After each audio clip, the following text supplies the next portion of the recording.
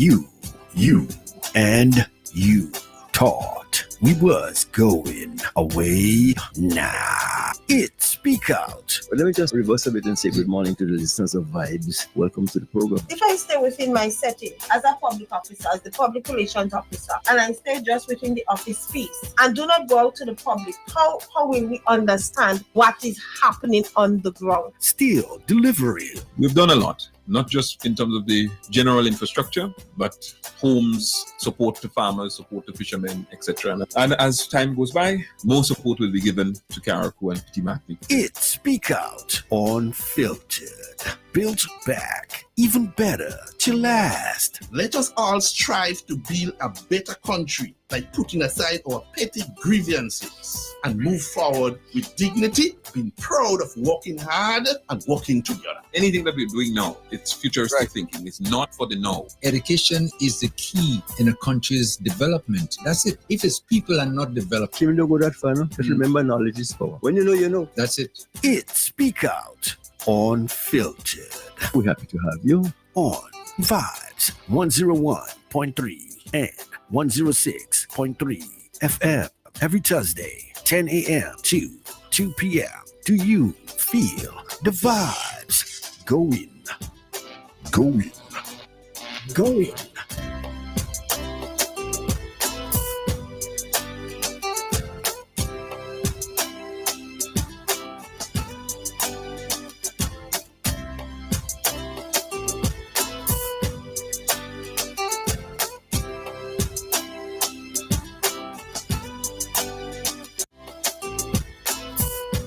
The views expressed on this program are those of the host and guests and not the views of this radio station.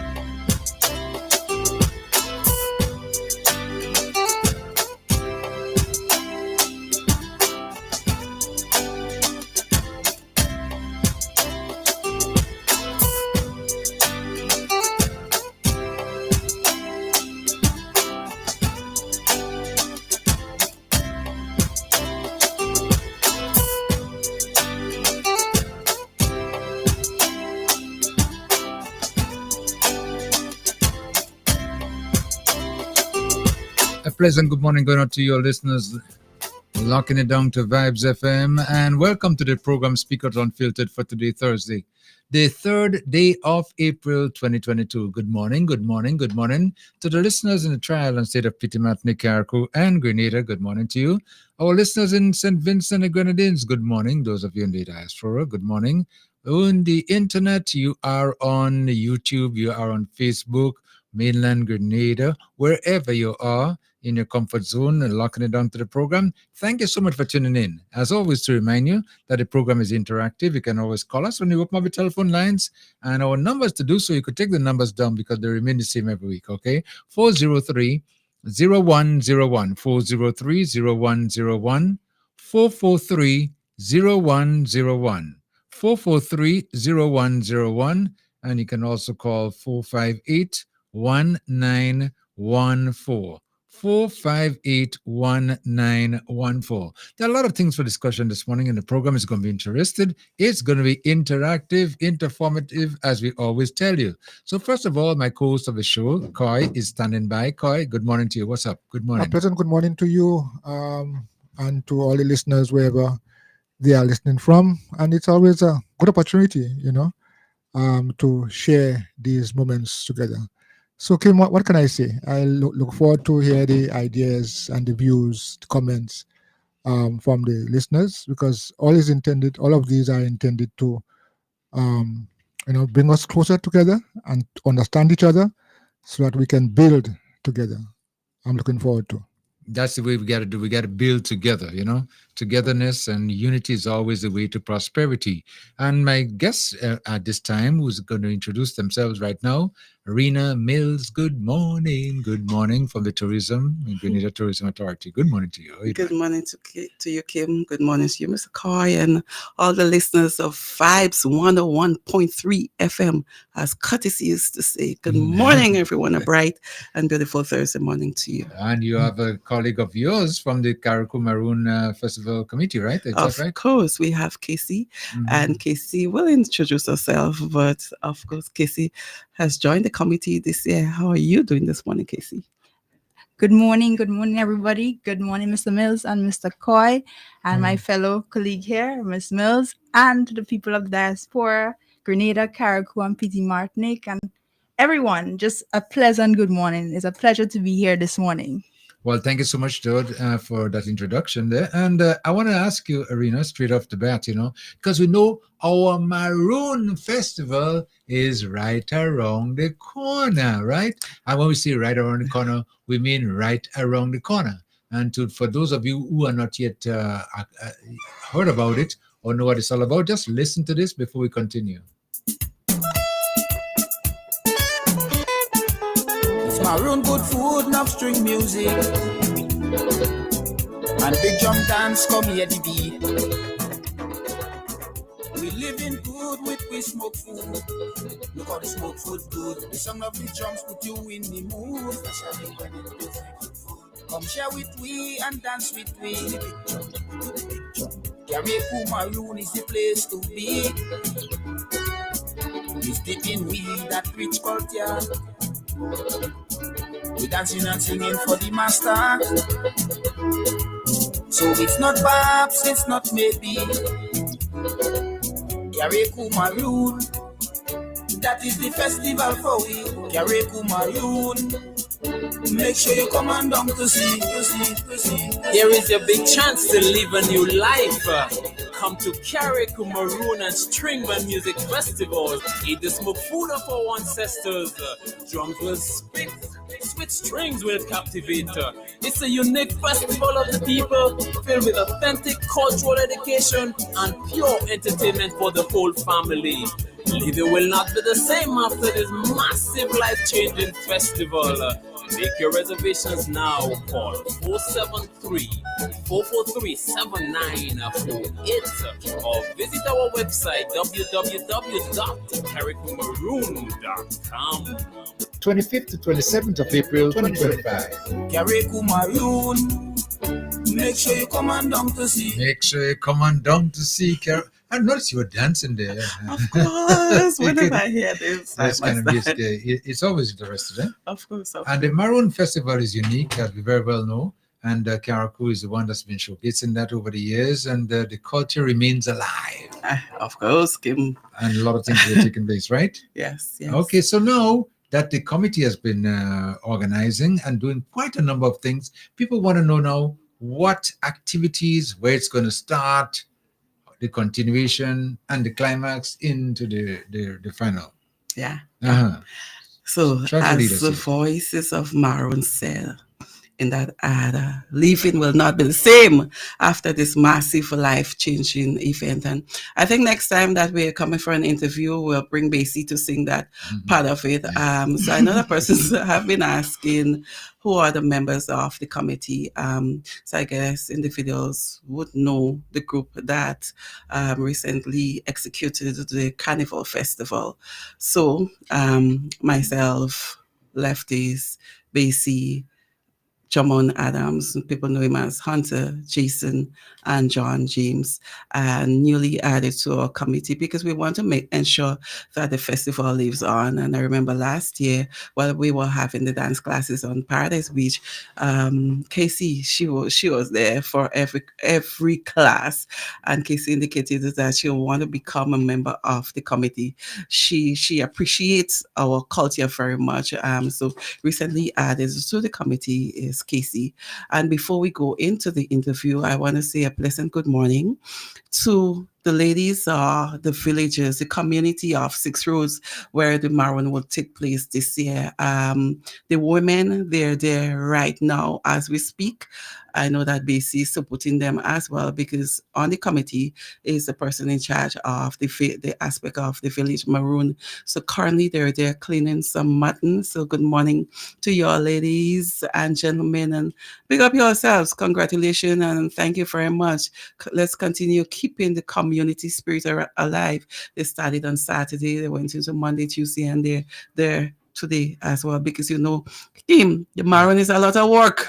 True. I know it's a lot of work, but sometimes you look at the preparation there and you just wonder on the day, with the execution, how much was put in. A lot before, right? There's a lot of work before the final day, right? Especially the village Maroon, it's a lot, and it's very costly as well as compared to other festivals because we want to showcase our culture and basically what's been happening over the years. We want to include mainland Grenada, Pitchy Matnik, and the region as well. Due to the passage of Hurricane Beryl, we may not be able to include the region per se, but of course we have cultural conquerors that will be joining us from St. Vincent, from Union Island for the festival. And I want to say a special good morning to them because I remember just after the carnival season when I reached out to them whether they'll come or not because of the effects of the hurricane. They lost everything. They weren't sure, and I continue calling. And I remember last week when I called, she was like, listen, we are in a meeting and we just finished our meeting and we are going to come. And I was very, very excited about that. Yeah. Well, I could say, and from my experience and from seeing what's going on, the people in the Caribbean in particular, they're very resilient and nothing sort of hold us back. That's true. I mean, whatever the case might be, we ain't stopping there. We continue to forge forward. And over the last couple of months, right in Carriacou, because we had the carnival just concluded, we have the Maroon coming up and we have more events there.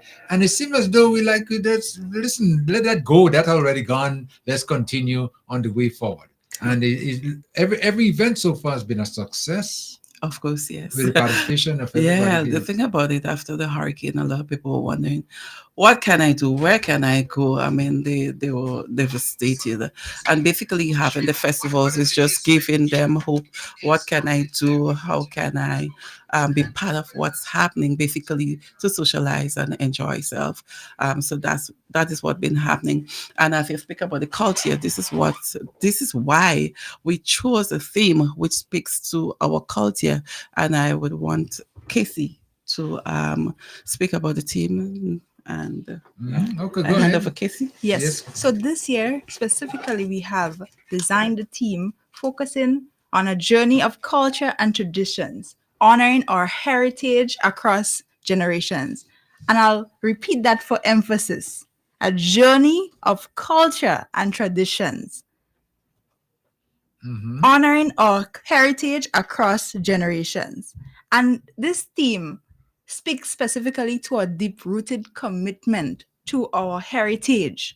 And it's not just keeping our heritage to ourselves. We have to be able to pass this down from the past to the present and to the future generations. And that's how we ensure continuity. That's how we, the young people, have to get involved.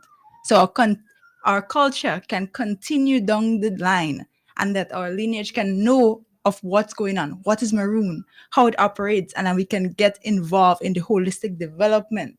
So we're just not leaving it right there. So our culture dies down and it becomes extinct. We're continuing that. And that's why we need preservation. And we have the support of even our community members and the people. Everyone have to join in and contribute to such development.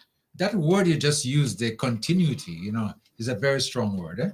It's something that we need to observe and focus on as we go through in our celebrations from year to year. You're right, Continuity. Mr. Mills. Yeah, continuity. Because if we don't take the time out to pass it on to the younger generation, how can it continue? It's not going to continue. Exactly. And so if we all develop the mood and the attitude of passing on, it will always be there. Of course. And hence the reason why we have so many young ones involved in the country, in our culture, be it string band music or drumming. We at the Grenada Tourism Authority, we understand that.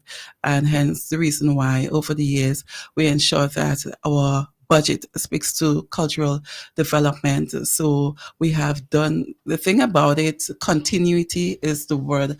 So basically, we have been focusing every year on having a cultural development training, be it Shakespeare Mass, be it a big drum, be it string band.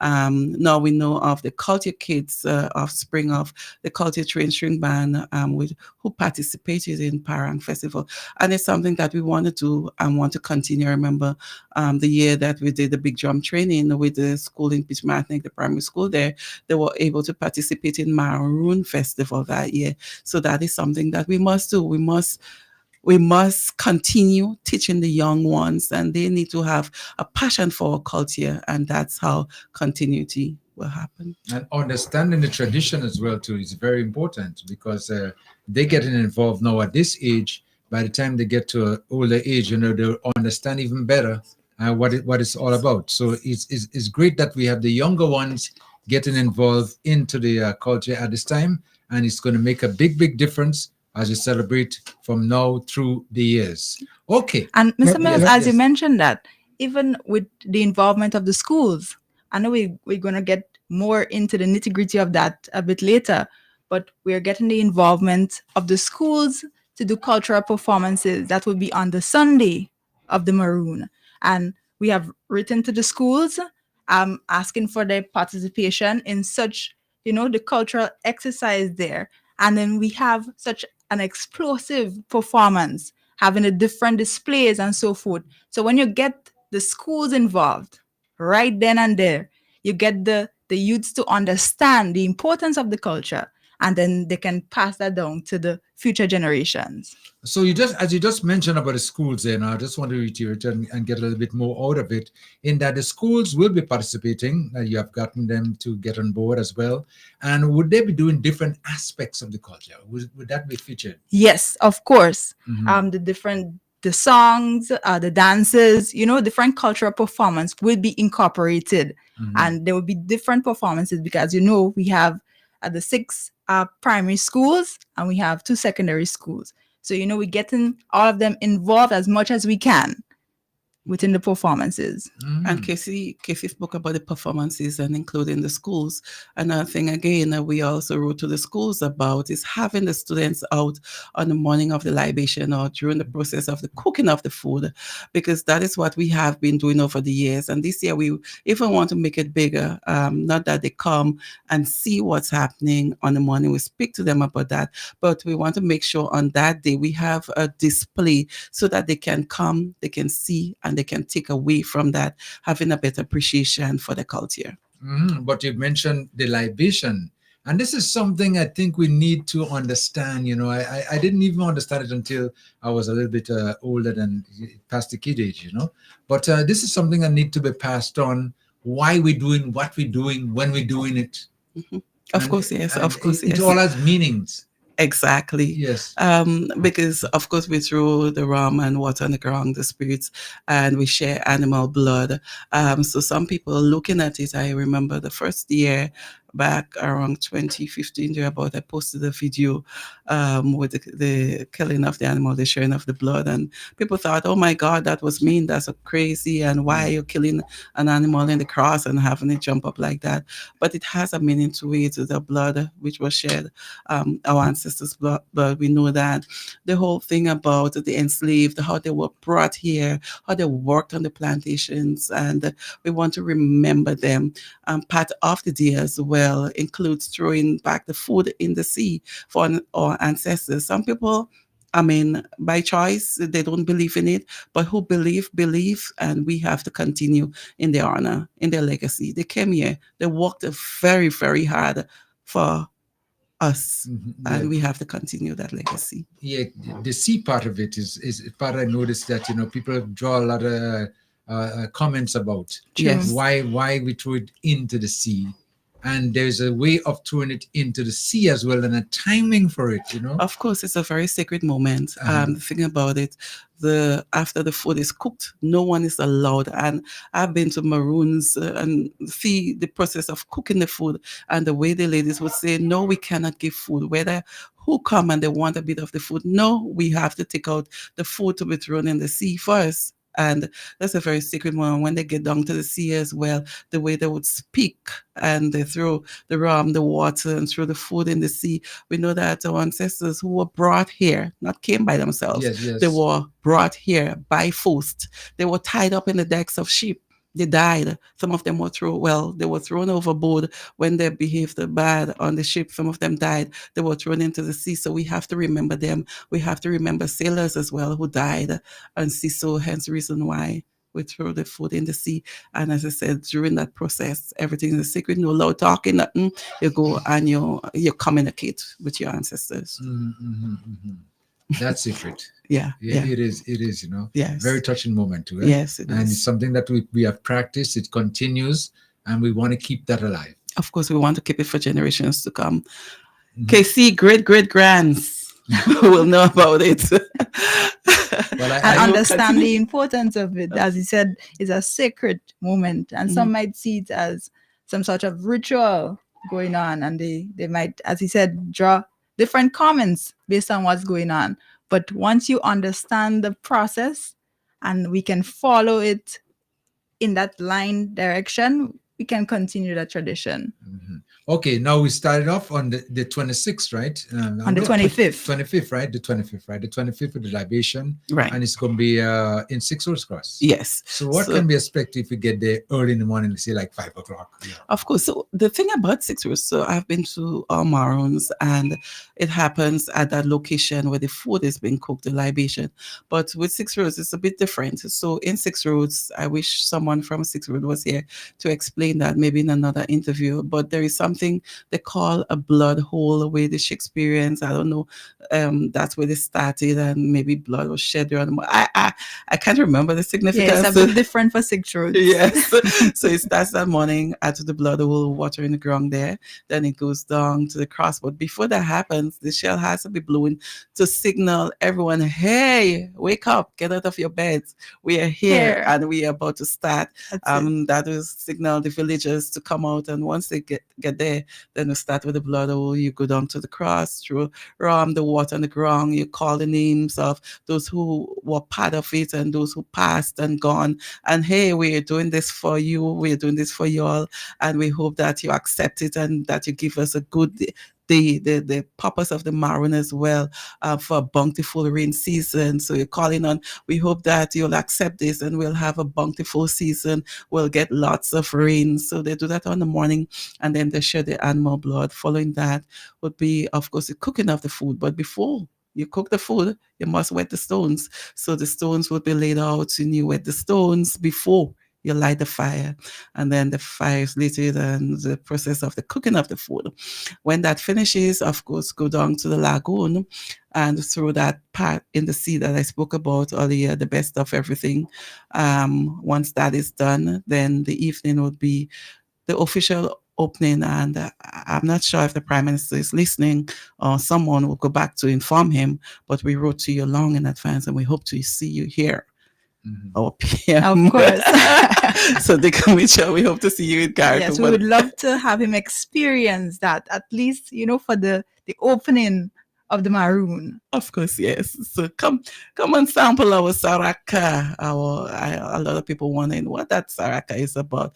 Of course, it is our traditional dish. Everything from our farm, everything from our garden. So it consists of rolled rice. People are wondering, okay, well, you said everything from your garden.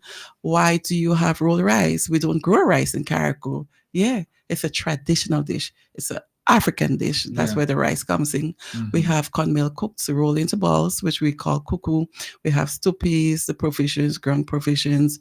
Also, we have yard fall. We have mutton. We have beef. We have pork. And I mean, speaking about this mutts that water, I mean, it's a lot of preparations, a lot of food, and which we give freely on that day. And later on in the evening, we say that 6 Road is known for culture, the string band part of it. So we'll start with the flambeau parade, 6 Roads, asking persons, a lot of people to come on because we want palm tree vibes. We spoke to them about that already, to do a nice drone shot of people gathering from the various roads into 6 Road with the flambeau parade. And then we go into the official opening. And following that, we know the drum must speak. So we'll be having the big drum performance. And then 6 Road is known for the string band. So Guava Boys and Strayway, John and Jason and them would be doing like a meetup, like how they meet up. A clash of the bands. So it would be a very, very entertaining and fulfilling day, and we encourage everyone to come on out and be part of it. But as he mentioned earlier on, preparation has been made right now, and you to see must do the amount of food that will be consumed on that day, you got to get a big head start. So you're trying to feed the entire island? Listen, not the entire island alone. Remember, we have visitors who will be coming as well. So we have to feed everyone because, some people, when they come for their food, they want to make sure that they get their food. You told me that there'll be food here and I come and there is no food. And then even though that happens, the night we have big drum and they say, drummer food, where is the drummer food? Right. We have to make sure that there is enough food for everyone in attendance. Oh, so there are a lot of food is going to be cooked. A lot of preparation. A lot of food is going to be eaten. Yes. I could, my mouth started watering already. I know. Some people might be thinking, why you having all this food and the concentration is on rebuilding. But of course, our culture has to live on. Yes. That's it. And I make sure on days like that, if I'm not sure I'm going to be there, I send my bowl in advance, say, listen, fill it up. And you always get it, I always get it. I remember that. But it's nice, when we celebrating like that, with the spirit of celebration, and it becomes a success, and it's a tradition as well, and we try to keep it together, right? And that's a little bit what's taking place on the Friday, but that's just the beginning. Of the celebration. Of course, it's a weekend of celebrations. And for people who have been wondering, I know people always ask, when is Maroon Festival? Hey, just go to your calendar and look when is the last Friday, Saturday, and Sunday in April.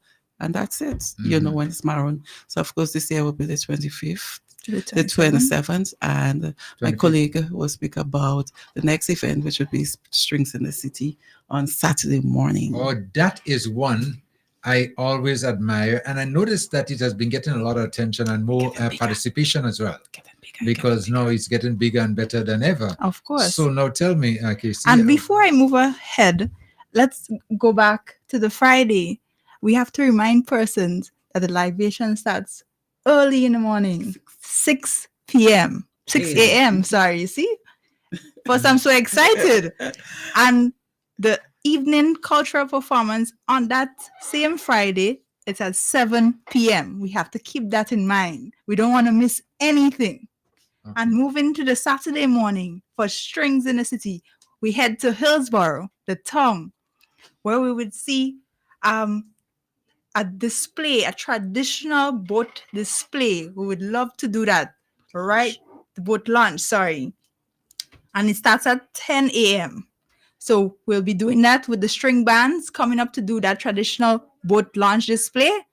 And we know how usually that goes. And we are involving P.T. Martinique and everyone involved within that display. Because we have to involve them in it. We can't do it by ourselves. The support means everything.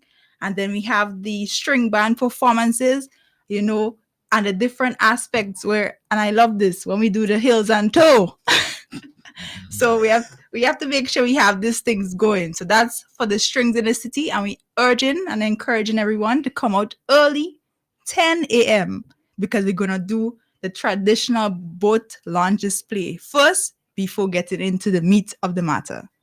Okay, so for the first time, I think I'm hearing about this boat launch display that's going to be taking place on the strings of the city, you know, preceding the rail bacchanal in the street. Yeah. Yes, the idea is to showcase the various aspects of our culture where string band music. So it is the Carriacou Maroon and the String Band Music Festival. So of course we have to ensure that the string music is on display. And on that morning, Hillsborough is transformed to the dancing capital of the world with lovely string band music. So over the years, we have been including the string band aspect in the traditional wedding with the kick and flag dancing. Last year, we had the vibrant meeting up of the bands, the string bands, basically what happens during the Christmas season. And then another aspect of string music in Carriacou, of course, is the traditional boat launching, where the launching of the boat is accompanied by string band music. So we're going to carry that boat into Hillsborough with the string music been playing, there are chants that has been said during the launching of the boat. And I spoke to Mr. Dwight Logan, the mayor of Pitchmatney. Good morning to you, sir. So he'll be leading on the launching of the boat. And there are times which he said, some of them are coming and going, but during that morning, I can tell you, you must be there to experience that. Persons out there in the diaspora, wherever you are, if you haven't booked your ticket as yet, you need to do so. Last week, someone called me from Dominica and she was like, well, I guess she saw my number on the Explo page. She was like, I'm viewing this page, Explo Carriacou Pitchmatney, and I'm seeing dancing in the tongue, a lot of music and dancing. When can I come for that? And I told her, and she's like, I want to come for that. And she'll contact me on how to book a ticket, how to get here, where to stay. So the thing is out there and people are seeing it. If you know of the Carriacou Maroon and String Band Music Festival, then you know you have to be here for it. You have to come and connect with your ancestors and just have good, great, clean fun. And speaking about the strings of the strings in the city, it's been getting a lot of attraction to, and right now, I think it's one of the events that you just mentioned that people are looking forward to. Looking forward to it. Because you see, dancing sometimes, you know, especially when you know what you're doing, you know, especially the heels and toes and things like that. You know? That's what Casey came in last year. I remember Casey, she wanted to how to do the heels and toe. And then this year, she reached out to Serena. I'm going to spill it. So she reached out to Serena, very great big drum dancer. And she was like, Serena, I want to know how to dance a big drum. So when I get to strings in the city in the morning, I know what I am doing. So basically, and that's the reason why we started the dance classes last year. We're not sure how it's going to go this year because everything is so hectic. We were considering starting it this weekend, but we have the Pump It Up event. So we have, and then following that, maybe next week, and then the following week is Easter weekend. So it will be a bit challenging for us to have it. And then some of the key persons who assist in organizing as committee members, like Leftis, I know from time to time, he's in Grenada, and then Basie as well. Well, Basie, I'm going to spill it as well. So Basie was selected to travel to Japan to represent the island and in the area of culture. So he'll be joining 9-member team from Grenada. So it's 10 of them that'll be going to Japan, which is a big thing for us as well. So with all that said, I'm not sure how that will go, but at least we'll try to see if we can have maybe 1 or 2 weeks of the dance classes where persons can come over to Paradise Beach and learn how to do the heels and so how to dance. So when you get to Hillsborough on the morning of strings in the city, you know just what to do. They'll and be how well to prepared. do. Very exciting. That's something we look forward to. It is. And then we always speak about continuing the culture. I know that over the years, everyone, they were excited to come and look at Country Boys, Anselm James, and the other guys. So this year, we were like, you know what? We would love to have Anselm James, but we would love to see the sons on display as well.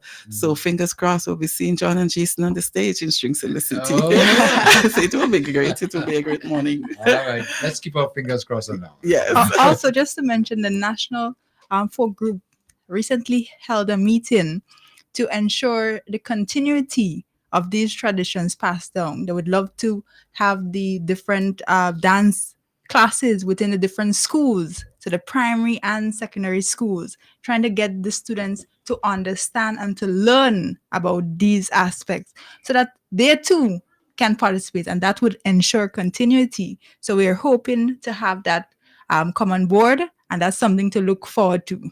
Well, I'm glad that you mentioned that, because it's something that we always speak about, is making sure that the younger ones get an idea and start training and getting into the culture so we could continue our celebrations, and it might even get bigger. You never know, because of participation. Now, Strength in the City is just the part of the morning activity, right?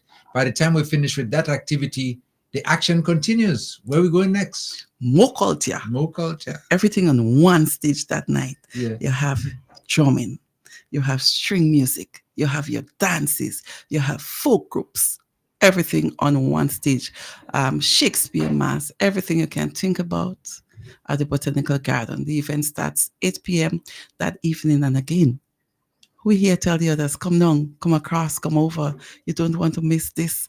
As Sir Dexter Lender said, this life-changing event at the Botanical Garden, 8 p.m.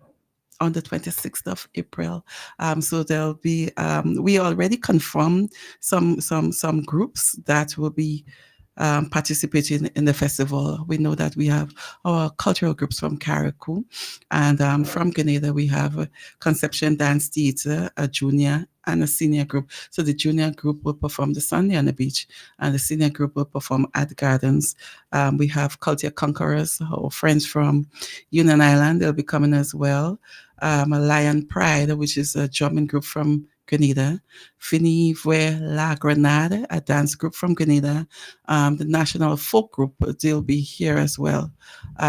So the night will end as well with live band performance from Loyalty, a band from Carriacou, and Rita and the Ultimate Perfections Band from Grenada. It's only $20 minimum. Yes, $20 to get in to that event at Botanical Gardens. That's a jam-packed event, though. The amount of things you mentioned were taking place there, it seems as though it's going to be all night. That's what I say. That's why you can't afford to miss it. Because starting early in the evening, Yes, and with all the acts that will be taking place there is in the Botanical Gardens again, because the venue is very, very, very nice for that sort of celebration. Spectacular venue. Yeah. Yeah, so the venue speaks for itself. I mean, being in the Botanical Garden, it's an outdoor area looking at the sun, the moon on that night. And I mean, just the performances on stage. Oh my God, I'm just speaking about it and I'm getting chills. It will be a great night. But that's just the Saturday night now. So we just went into Friday, into Saturday, but it's not over yet, because the big day again on Sunday. On Sunday. And everyone should come at 12 o'clock. Come at 12 o'clock and, Casey will tell you. So even if you're on the beach that day, I know a lot of people love to go on the beach on a Sunday on Paradise Beach. So you can come over, stay on the beach. You don't have to leave. You stay on the beach, and we have a spectacular show on that Sunday on Paradise Beach with more vibrant culture. And we're going to have as I said before, the young people, the students from the different schools doing the different cultural performances. So you can't afford, you have to look up and look at the children, do that different display and encourage them. We, the older ones, we have to encourage them so that they can continue that, as we speak about preservation before. And not only the young groups we're going to have the senior groups, the Leicester Company of Dancers, and much more. And just speaking about it is excitement. So you can't miss it. Even you, Mr. Mills, you can't miss it, Mr. Koi. and that doesn't stop right there. We have the climax, the grand finale performance by Sanika and the Alpha Band. So you have to be there. You have to be looking, because everything is just going, have the different cultural displays. And that's where we encouraging everyone to come out and support, encourage and build our culture together. And it's only $10. Admission is only $10. So, you just come on the beach and you pay $10 to come in, and that's it. $10. $10. Just kind of Because the reason being that, I mean, this year we know with the passage of Hurricane Beryl, we were hoping to do all the events free, but in everything that you do, you have cost. So hence the reason why we say, okay, well, we'll just take a small fee, and that small fee should go a long way. So basically, Saturday nights, jam-packed night, $20, and on Sunday on the beach, only $10. Yeah, only $10. Yes, okay. Well, I know that package that you just spoke about that will take place on the beach there. It's the showcase of all the different cultures, because the schools will be part of it, right? That's right. Yes. One, as Casey indicated, we want everyone to come out early because we have to support the young ones.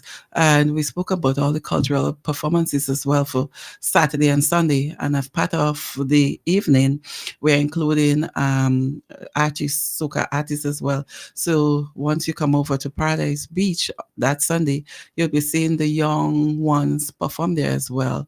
You would see the cello and the technical and the darks. All these young children would be performing on the beach, because we want to ensure that as we continue seeing culture live on for years to come. And the schools, of course, will be coming on display. She mentioned in the area of quadrille, Shakespeare Mass, skits. Yeah. When I spoke to Cowan about it, he was like, we die with monkless and bad, and you'd love to go back to pen and paper. So we look forward to that as well. But it will be a great evening, a great festival on the whole. Right, yeah, because the jam pack, starting Friday into Sunday, the climax on Sunday, and with all the different acts and people participating, it's a real showcase, a massive showcase that I'm speaking about. And this cannot happen without our sponsors, and Casey will speak to that. Yes. In everything we do, we have to thank our sponsors. And so far, we have received 8 confirmation of sponsorship. And we'll start with the statutory bodies. That's from the government of Grenada through the Ministry of Carriacou and Petite Martinique Affairs, Grenada Tourism Authority, Grenada National Lotteries Authority, and of course the business community. We must recognize the business community, because despite the ravages by Hurricane Beryl, they still commit towards our culture. And these businesses are Paddy's Enterprise, Kim's Plaza, Addie's Dreams, Devon, Alexander, and Davison Alexis. So far, we have received this commitment of sponsorship, and it doesn't stop there. We're urging other persons who would love to come on board and sponsor our Maroon Festival, because we cannot do it by ourselves. It's our culture. As we say, it's we thing. We need, we understand our situation, but we cannot let it stop us from continuing what we have to do. And that's how we have to grow, and that's how we develop, because that's how the tradition continues to pass down. And we understand the importance of doing what we do. So we're urging them to come on board, a little goes a long way, Mm-hmm. Kim, I hear your name? Of course, my name always calls. Thank you. And we appreciate you, Mr. Mills. Of course. I mean, when it comes to supporting Carriacou and the culture and whatever the need arise, we are always right there, because I think it's a part of our duty, to make sure that we assist and build. Because if we don't do it, who's going to do it? Exactly. That's right. Exactly. Yeah. And Kim, thank you very much for everything that you've been doing. As the song rightly said, give the flowers now while the person is alive. That new song from Shotpree, big up yourself, Expert Studio, and everyone on that rhythm. And wonderful, great job from our very own here. But we're giving you your flowers now. Thank you for everything that you have been doing for us here in Carriacou and Petite Martinique. You have placed us on the globe. I mean, everyone know about Carriacou and Petite Martinique, Vibes FM, and the Kim for your service here. Everything that you've been doing. One of the things I see, is very important, is that sometimes we may leave our country or leave our island for greener pastures, but still we leave, but we didn't really leave. The spirit still remains here. So the connection is so important for us to be able to communicate on that level. And Which brings me to that song from Anselm James. No matter wherever I go, I always come back home. Yes. I come home to sweet Carrico and Pidgey Martinique. So, of course, hence the reason why. Oh, and someone that Casey didn't mention, but Grenlec, we know that over the years, they have been one of our major sponsors as well. They haven't confirmed as yet, but I know that Grenlec will come on board. Grenlec, I know you're listening. Come on board. Okay, they will come on board too. And I know too that quite a number of other businesses and individuals in Carrico will be coming on board, because we still have a little bit of a time. Today is just the 3rd day of April. We have another 3 weeks to go before they start, showing and the coppers in and things like that. So look forward for it. During our next interview, I'm not sure when you would invite us, but you'll hear another 10 added to that list. I would very much love that.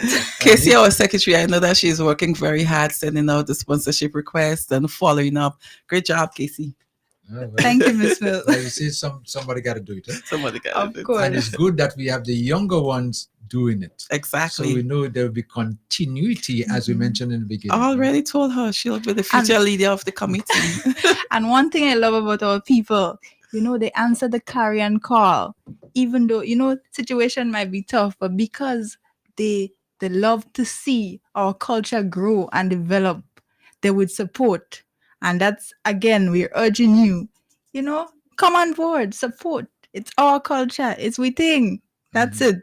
And you're asking you, me? Yes, you we're talking to. Of course. The person that is viewing us right there in the diaspora. You want to give cash or kind. You want to give some plates. You want to give some spoons. You want to give some forks. You can contact us. You can contact myself, 473-533-0825, or Casey at 473-403-4021. Or any other member of the committee. You can contact Lefties or Basie, John, James, Hunter. Anyone. Contact to Kim as well. Kim will get the message to us. Oh, yeah. Well, That's it. They could contact us right on Vibes FM, and we'll be very happy to pass it on and let you know who is supporting and what they're participating in as well, too. It's always good when we all come together to celebrate and we unite. And that is one of the key things that make things a success. One on Coco does full basket. That's when it. we all come a little together. goes a long way. And then sometimes when we think that things are not going to be able to make it because of the difficulties, but we all join together and we overcome those difficulties. And at the end of the day, we have a big success. And I'm looking forward to the Maroon this year to be successful. And as we go through the upcoming years, it grows and grows and grows. I think the only thing to stop, one of the major things to stop the Maroon and for us not to have a really good time is rain. And if rain falls, that means it serves this purpose. Because the purpose is for rain. Is for rain, right? Okay. And that's why we do it in the dry season, so we could tell our ancestors and those around them. We want rain. We want rain so we could have bountiful season. It's a nice season, right? Yes. And we could give more the following year again. Of course. Because of what they blessed us with. While we were in 6 Rows on Saturday cleaning, we were speaking about that year when the rain fell around 2016. Just as they finished cooking the food and started taking out the parents' plate, and the rain just poured for that entire afternoon. I'm not sure if you remember that year, man. Bucket of drops until night, for the entire evening until night. We were like, the ancestors, the answer. Y'all did something good that day. All right, okay. Now we're getting ready for a wrap-up in just a minute, but before we do that, let me just get our commercial back again to let them know exactly what will be taking place in the upcoming weeks.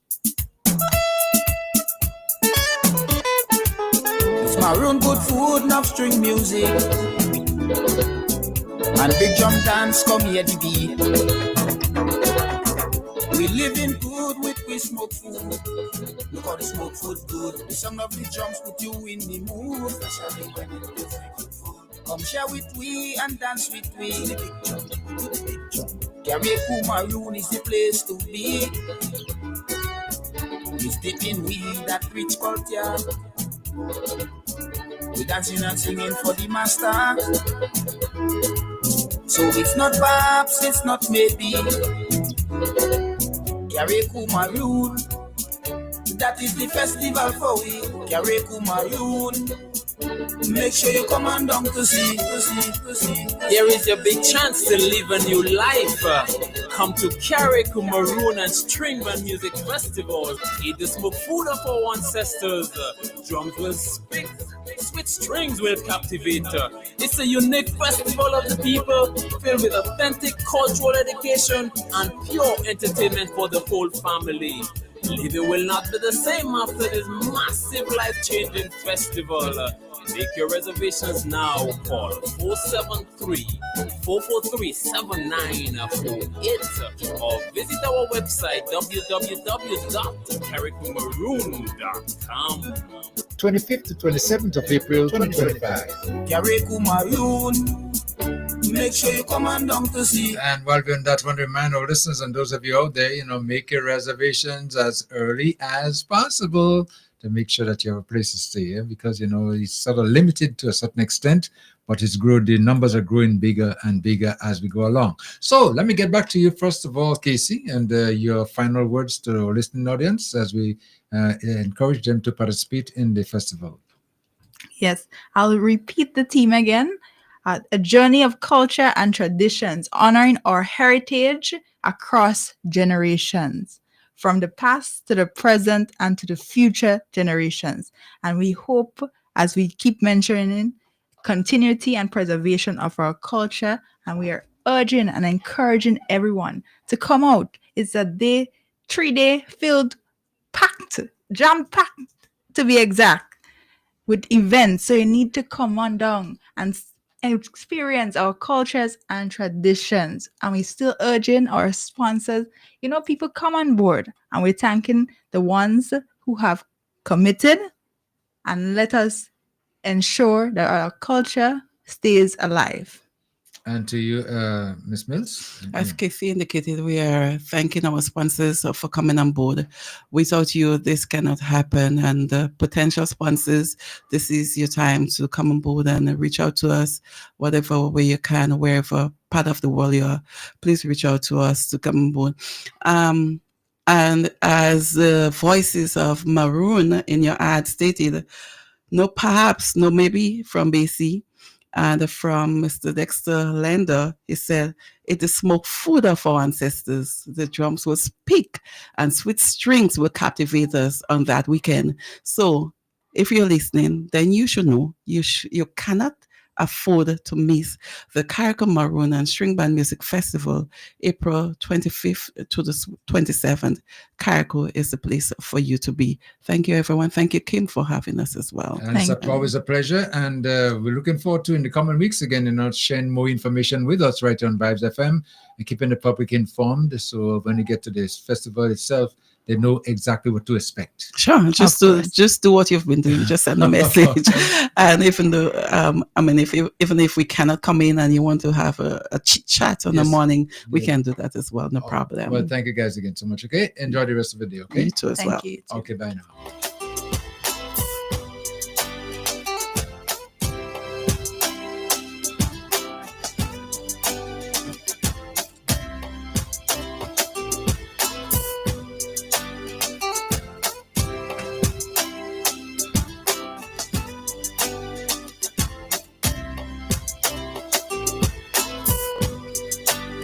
And that will just wrap up our first section of first segment, you could call it that, of Speak Out Unfiltered for today. Koi has been interesting, it's informative. Listen to what we'll be doing, listen to what is will be taking place here the 25th, 26th, and 27th of April. It's a showcase to remember, it's a showcase to be proud of, right? Certainly, especially trying to create a continuous experience. I've listened to them speaking, and it is interesting. It is interesting that we are trying to not just revive our culture, our tradition, but looking at ways to maintain it. Because at the end of the day, we could do everything now for this year. Next year, is not there. So the intention to maintain that continuity I think it is very, very, very important because things can change any time. Oh, definitely. You know, so I think it is very, very, very important that be done, that approach be taken. You know. Well, I think the committee is well organized, as you would hear from what transpired this morning, and we're looking forward to a successful Maroon and String Band Festival by the end of the month. Yeah, it's that's going the to be plan. nice. It's the plan seems to be real organized. And when I heard them mention that as of now, as we speak, they mentioned, the food is being prepared. In the Six Roads area, the community, I could see those washing of the, But season King, the meat. And don't you see Maroon as a community activity, a community event where the community, young, old, middle-aged, everybody come together to recognize and pay tribute to those who have gone before. So it is it's coming from the bowels of the community. Mhm. That is why in some cases, for example, as you mentioned, Six Roads and other areas, they have had Maroon festival, not festival, but Maroon within the villages. And I think it's important because I've heard the guests we had earlier on here talking about continuity, and because it's a village community, in my view, focused event. I believe one of the responsibilities to maintain it would be sharing the knowledge from the home. Yeah. Because the younger ones today are going to be the older ones You tomorrow. got to pass it on. Yeah, so the home has to play a part Mhm. in educating, in helping us to understand the meaning and what it's about, and even get them involved. Yeah. So I'm just saying the continuity aspect of it ought to also include homes. Right. Homes. Definitely. Yes? Okay. All right. Let me try to take a call quickly. Vibes FM, caller, you on? Caller, are you there? Hello? Yeah, hello. Yes, go ahead. Caller, you on? You're live. Hello. Are you hearing me? Hello. I hear you. You're hearing me? Yeah. Go ahead. Maybe I will have to call you back in about half an hour. Okay, no problem at all. Okay, that's you. Tobias Clement. Yeah, you have the link too. You could use the link, eh? Okay, I will try that. I'll send it for you. Okay, all right, great. Oh, but we're ready for you when you're ready for us. Okay, I will call you back in half an hour. Okay, thank you so much. Okay. All right, okay. That was our very own man of the soil, Tobias Clement. And he'll be one of our guests on the program a little bit later on. So he says half an hour. Okay. Yeah. We're going to entertain him when the time comes around. Okay.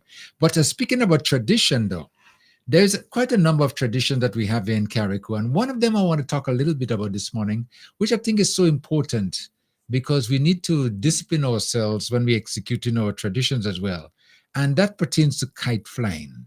Koi, have you been following and listening to some of the stories about kite flying, how dangerous it is, and how sometimes the younger ones ignore the dangers, and it could cause a lot of problems. It could cause death. It could cause destruction of property. Have you been following? Yeah, well, I mean, the flying of kites has always been every year it comes around. It's always been a concern, and people have been always been warned to, as you say, discipline yourself in what you're doing. Yes, nothing wrong in flying kites, and nothing wrong in partaking in that kind of event. But I think there has to become a level of, we have to have a level of discipline, knowing that when we fly our kites around certain areas, the danger it poses. And I think we need to. That's why education is important. Yes, we have in these traditional things, these cultural things, but there has to be some level of education as it relates to the do's and don'ts and safeguarding ourselves at the end of the day. Yeah, well, because last weekend, or just about a week ago, and it could be even less than that, we had a massive fire in the area of, well, should I say Mount Pleasant, Montinel area, That's about meeting. Yeah, that's very close to you. Yeah. And I don't know if you heard of what transpired there, but it was all because of kite flying. And luckily, there was no deaths, because what seemed to have happened is that when the kites get tangled up, tied up into the electrical wires, and you tried to see if you could pull and loosen it up, or maybe retrieve the kite or your kite twine, and they start touching one another, those wires, because of the way you pull it, and they touch one another, it sparks off and fire. And there was a massive fire in Mount Pleasant, I mean, Montanel. Yeah. And if the fire truck didn't respond, especially now it's the dry season as well too, that could be a big disaster, But I mean, we have been flying kites here for all these years. I mean, since I was a little boy, small in the area, the same area you're talking about. Yeah. You go down the hill and you just throw your kite in the air and you just watch it so fly up and you like the singing. I go get back to you on that. Let me try to take a call. Vibes FM caller. Hello, good morning. Yes, hello. Yes, go ahead. Yes. Morning, team. Yes, good morning. Good morning. Am I live? Yes, you're live. Yes. Yeah, but I'm hearing. Yeah. I want to say morning to everybody. Yes, go ahead. This morning. What I want to say this morning, I want to congratulate Dan Juma of a song that he sings. Yes, go ahead. A song that he sings. And I was so impressed of the song that come true. Yes, go ahead. We're listening to you. Yes, Listen to Dan Juma sings so much a lovely song. When he say, Grenada, dry your tears. You see, a loving caretaker will come, and the oppression will be chopping one by one. I want you to put that song into consideration. That's a lovely song. Don't stifle it. I want it to get out there because Dan Juma sang a lovely song and come to pass. Yeah. It come to pass, so I would like that to yes, okay, yeah. Keep on playing, because the song is singing is a positive song, and look at it today. Yes. Look at it today. Look at the caretaker, the Michel, the caretaker. Welcome. And the oppression, they're traveling down one by one. Yeah. And another thing, you, Kim. Yes, tell me. You is so much a loving person. Maybe people don't know that, and I'm observing it every day. I know if you know me, you were talking, but anytime I come to you to do something for you, do something for me, you never have a problem. Okay. Sometimes I come and make a joke. I say, Kim, think bad, give me something, then you say, well, why you want? Yeah, sometimes you're joking, making, but you say, why you want? Yeah. Some people, they don't know you as a father to many people.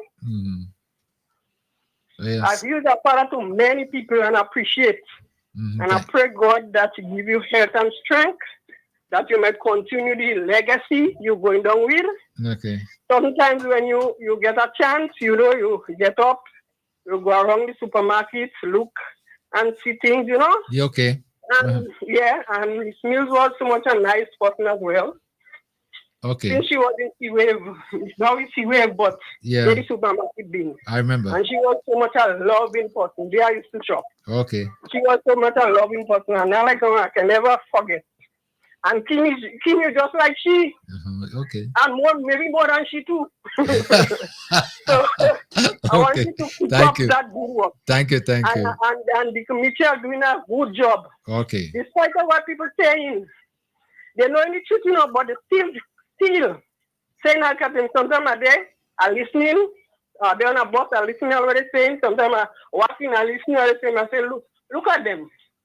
Look at them. And the same person where was running down. Them is the first person who going to get the food stuff, Yep.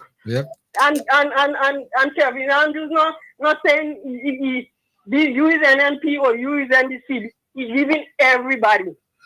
Who come to him, he's giving everybody. They say not doing nothing for careful. They must stop that.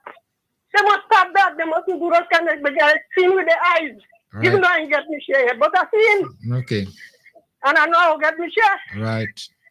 Yeah, but people must stop that. Stop running on the government. The government doing a good job and to see where they come from. Some of them are saying, oh, Barry should come again. First they're getting things, but Barry mistake in life. It's not a good thing to say, but Barry mistake in life. But the amount of things they get in. That's what they're saying. Right. And to this government, the government not sit down put sit down and say, he ain't doing nothing. You know, say, well, you're an MP and helping you. Everybody who come, some of them, they're so shame, they're not coming out, they're saying their friends. They're saying their friends. Yeah. So, and you, I want you to take care of yourself. Okay. Hope you have a good day. All right. And continue doing the good job. Okay. And I'll talk again. Okay. Well, I want to. Yeah. Thank you so much for the comments. Okay. And okay then. I appreciate it. Okay. So, yeah, you take care. And Kevin, I'm just doing a good job. I want to let you know, keep up the good job and do what you're doing. And he will be a lot of obstacles in the way, but that can stop him. Okay. All right, caller. Thank you so much. Have a nice day. Okay. All right. Bye for now. Take care. Bye-bye. Okay. Bye. Okay. All right. Wow. That's a nice shot. Huh? Yeah. Showing appreciation is so important. Sometimes, ignore those things, but it's important to show appreciation. And I should just mention, give you flowers while you could smell it. Okay. But getting back to what we were talking about, the kite, and the tradition that we all grew up in, it was a little bit different in our days, Koi, when we were flying kites, because of the fact that in the village areas in particular, we didn't have electricity as we have now. So, in other words, it was not as dangerous as it is now to be flying kites. But still, we used to go into the open areas. Yeah. They park, the little hills where they... Yeah. And up that place, there is a little incline. Right, yes. And you could, that's the way you have to fly kite when the wind is going up, right? Yeah, coming from and go and so on. And we used to go. I mean, the only dangerous thing, as far as I could recall, there is when the kite busts and you have to go in the bush and you have to climb the tree to get it down. To get it down, because if you pull it, it'll bust up. Yeah, but that was fun too. Yeah, climb the tree to the top. To try to get the kite out of the tree. Sometimes you just get frustrated and say, man, and pull it. You just pull it. And we mash up. Bro. Make another one. Vibes FM, caller, come in. Caller, yes, you're on now. Yes, go ahead. No. Thanks very much for answering my call. Okay. Good morning to all of you. Good morning. Right. I listened to your Maroon Festival, but the only thing I disagree with is the idea of throwing the food in the sea. I mean, our ancestors cannot eat the food, so I think it's just a waste. And I suppose that so many people would like to get some of this food. So I think it's not a nice idea. It sounds like witchcraft to me. No, it's a tradition. It's a tradition. Yes. That's a way of giving thanks. Yeah, and for those who have journeyed, all the way from Africa into the islands, yes, we remember them. We remember them. Just that I find it's a waste. Not too much food is done. We don't throw too much, but whatever it is. Yeah. Anyway, the other thing is about 2 or 3 weeks ago, I mentioned some coconut plants. Right. That I have, and you or somebody didn't respond, but I still have them. I think it is a waste if people don't come and collect them. Yeah. So I would like you. I promised to get in touch with you. I remember that, but I've been so busy over the last couple of weeks. Yeah. I'll give you 2 numbers again: 442. Yes. 9204. And 449. 0755. 0755. Yes, I would very much like if somebody could come and collect them. Okay. And I on the air, I want to express my gratitude to Minister Cornwall. He responding. I think he's going to respond to my call of providing a home for this man who is sleeping under my house. I think somebody come and make some inquiries, and I will want them to act on it as quickly as possible, because the young man is over 70, not in a very good health, and I would like him to have a comfortable place. I don't have the heart to throw him out from sleeping under my house. No, you can't. But I would want them to give him some assistance. To act on it as quickly as possible. Right, okay. Yes, yes, and I must say, I won't be able to attend the festival this year, but I'm looking forward to it, because I always love Karikou. Okay. And my niece, Nenny, she always in Karikou, and she has, I think, 2 other sisters there that are my nieces and a son there. So I would like them to accommodate me when I come, and I'm looking forward to see you, Coy, and Uncle Leo. Yes. When I come. Okay. Yes. So have a pleasant day, man, and Well- keep up the good work. Well, thank you so much for your contribution. You're welcome. Okay, Thank you. bye-bye. Okay. Thank you. It's nice getting those comments, eh? I'm telling you, Koi, you know. Yeah, and, listen, yes. I just saw the caller use a word there, and I immediately drew a smile on my face. Nenny. Nenny. Yes. you know, Yeah. Nenny Mm, and parent. yes. Well, all this are part of the culture Mhm. and tradition we're talking about our ancestors. That's the language that they spoke. Do we speak so anymore? No. Not much of it, but we still get to the I mean, share lines. compare Yes, and Macme. yeah, yeah. All these are things that we need to maintain, retain as part of our oral history, as part of our whole, our culture. I mean, we don't. That mean we have to keep speaking them every day. I mean, as Yeah, normal conversation, but still. yeah, we have to have that understanding. Compare. Vibes FM.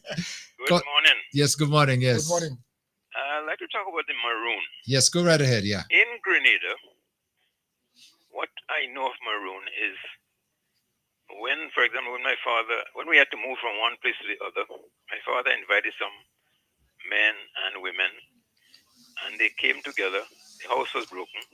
They transported the house, and then after that, everybody ate and had drinks. Right.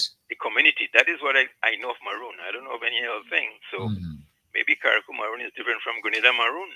Yeah, well, it Some seems aspects, so. some aspects, Yeah, yes, yeah. But what you're probably are saying, similar. what you're saying there, we Yeah. used to experience that at one time too. But you know, Yes, this matter of putting food in the water, as the guy mentioned, and it's called a waste. That's another story. That was, to me, the Shango. People who do this as a sacrifice to the older folks. But then that is not, we didn't do that maroon here in Grenada in that way.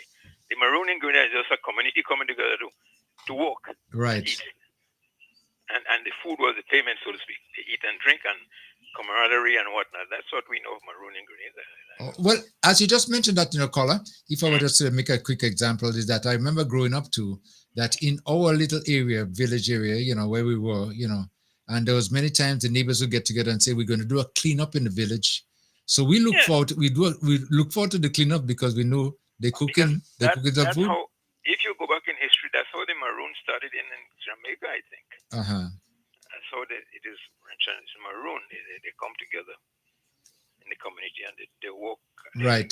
They do a community project. Right. But it's for one person or for the whole community. And that's how it is. But I guess Carriacou Maroon is more like a festival of eats and drinks and putting food down in the river and in the water and whatnot. Yeah, feeding everybody. Good luck to you all. Okay. Thank you.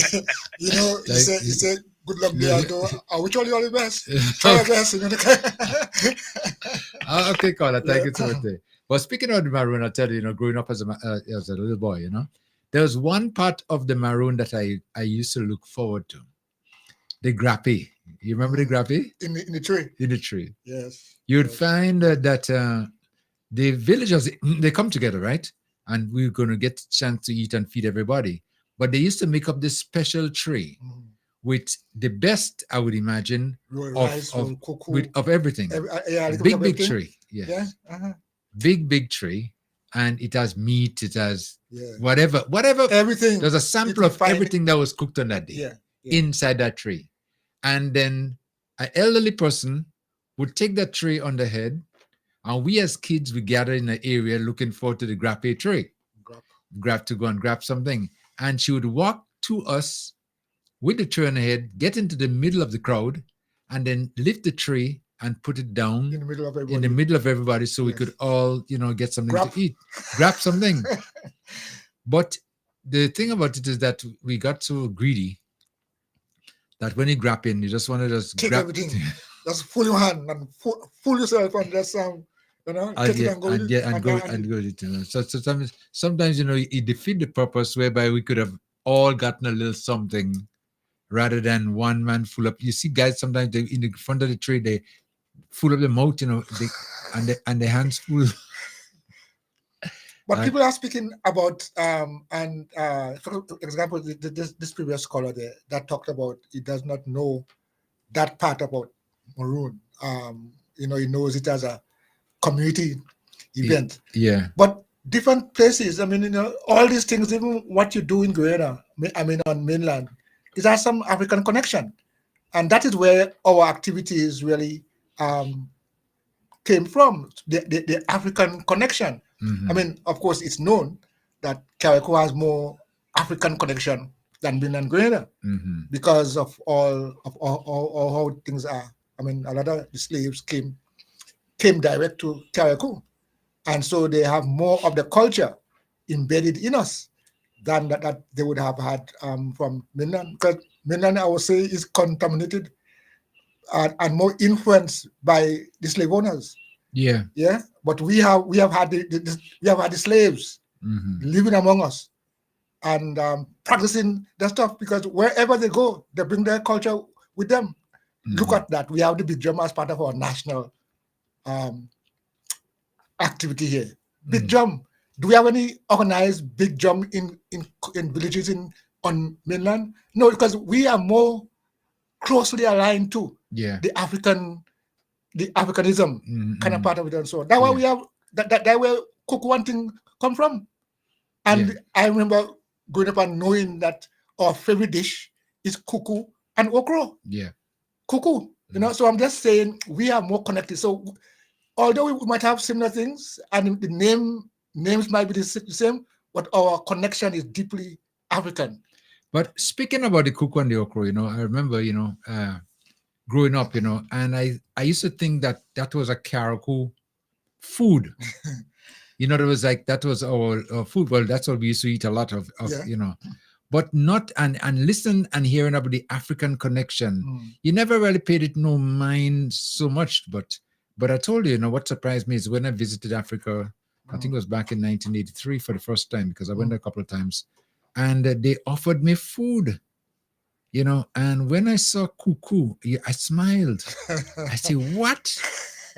Kuku? Yeah. And then they give me okra, and they had some little fish and every little thing like that. They too. Right, Jack, yes, the carpenter, they call it, And I said to myself, wow. That's when I realized that we really had a connection, because look at the distance.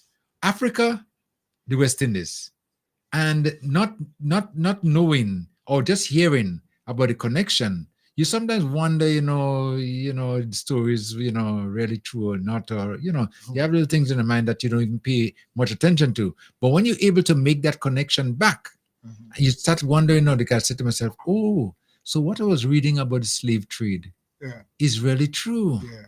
Because look at the connection. Then I saw the drumming that they had there and the dancing.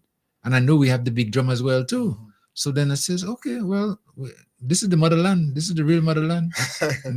Yeah, and it's interesting that we should really want to maintain that. Although, from what we knew many, many years ago, it has subsided now. These days, much emphasis is not placed on that, in terms of our African connection. But it's interesting that we want to maintain that, and the only way in which we could maintain that is by practicing those things. Some people call it as ritual. One caller said about the blood, and we always have some kind of issue with blood. Once we have blood is involved, we spin it in all kind of ways. Yeah. But yeah, I mean, killing the sheep or killing the animal, not the sheep, but killing the animal, is a ritual. Don't we practice things of that nature, a ritualistic nature? We go and look. We also have here All Saints. All Saints night. You go and, when you see all the candles lighting in the grave. What? Why are you doing that? You want to light a candle for those who died? It's traditional. Yeah. It's part of our culture, and where it comes from, our connection with Africa. Yeah. It didn't come from the up north. I mean, those are colonizers. It come from down south. So, I mean, we have to be able to understand the meaning and understand the importance of cultural activities. We do ritual all the time. Yeah. Ritual. It's important. Very important for us to make that link and continue that link. And that's why I applaud the organizers of the Maroon, and not only Maroon, but all the other festivals that we celebrate right in Carriacou, to continue. And the word I keep stressing, which I like that was used this morning when they mentioned continuity. It has to be. It has to be. We have to do that to keep it alive. Because if we don't, we're going to lose our culture, and that might just be the end of everything. Let me take a call quickly. Vibes FM, caller, you on. Caller, good morning. Caller. Good morning, Good morning, Mr. Coy. Yes, go ahead. Yeah. Good morning. Good morning. Yes, go ahead. I'm listening to you. Caller? Connection seem to be. Caller, are you there? Yeah. Yes, go ahead. Go ahead. Yeah, you're breaking up. You're losing a little bit of a signal, maybe. Yes, there's some. You have an issue with the signal. Okay, well, go ahead. I will have to call back then. But we just hear you now. You just cleared up a little bit now, so if you want to continue, it might improve. So huh? Yeah, well, we seem to have that. No. Yes. You have to try and call us back again. Yes, and don't forget we have more than one number. We have 443-0101, 443-0101, and 403-0101, 403-0101, and 458-1914, 458-1914. You can call us in any one of the numbers, and if you're using the WhatsApp to you could call us on that. We take the calls as well, but sometimes the signals are dropping off. Depends on where your location. So sometimes you have to try your best to get the best location possible. Let's take another call. The Vibes FM, WhatsApp caller coming. Hello, good morning. Yes, good morning. Yes. Good morning. Yeah, actually, they're on the maroon, and we talk about the different tradition and stuff. One cannot fail to recall the Maroons of Jamaica. Right. They were the Yes, go ahead. Yeah, they were the enslaved Africans who left the plantations, went into the hills, and fought for freedom from the British. One notable one is Kojo. Right. He led that war in Jamaica, the first Maroon War, like they call it. And he signed a peace treaty with the British. But then also one of the most famous in Maroon is Nanny, Queen Nanny, or Granny Nanny as they call her. She was a guerrilla fighter, and she gave them hell. Yep. As a matter of fact, she's the only female national hero of Jamaica, and there are only 7 national heroes in Jamaica. Queen Nanny, and it was like a different type of Maroon, but when they went up in the hills, they had to get together and clear up the land, clear up the villages and all that. And like Kim said, I think it's Kim, it's followed by and all of that. Right. You know, so anyway, the traditions are different in the part of the thread going through. Yeah. And that it have to do with African. That's it. I thought I should should say it. Yeah. Yeah, okay then, guys. Okay, well, thank you so much. Okay. As you just mentioned Queen Nanny, you know, and I remember reading once about, you know, she was brave, eh? She was a warrior. You didn't hear how we describe her? A gorilla. A gorilla. Yeah. And no, they were known as people who were fighters. They will not lie down and take the death at the ship. No. We'll organize, bring people together and fight for survival. As what he explained there with what happened in Jamaica. Yeah. Yes. So and they went up into the mountains or the hills, wherever, you know, and they settled themselves there because, you know, of who they were, what they believe in, and they made an impact too because they were fighters. They fought the British. I mean, there was no doubt about it, you know. It's not always nice to say that they fought the British. The British, they fought our colonizers because today the word British means different to what it was then in ours because they have all kind of things. So it was to fight the colonizers, those people who had us in captivity, those people who were on this end receiving from those who coming over. Right. So they were lords and masters. Right. Yeah. That's what it was. Eh? Yeah. So you and they won. I mean, yeah. I mean, the people united can never do. Defeated. And that's exactly what they were. They were united against the oppression that was taking place. They were united against all the things that they were doing to them. So how could you defeat people who were united? And so you see, they moved from society, as it were, and go up in the hills, and there they garnered all the strength.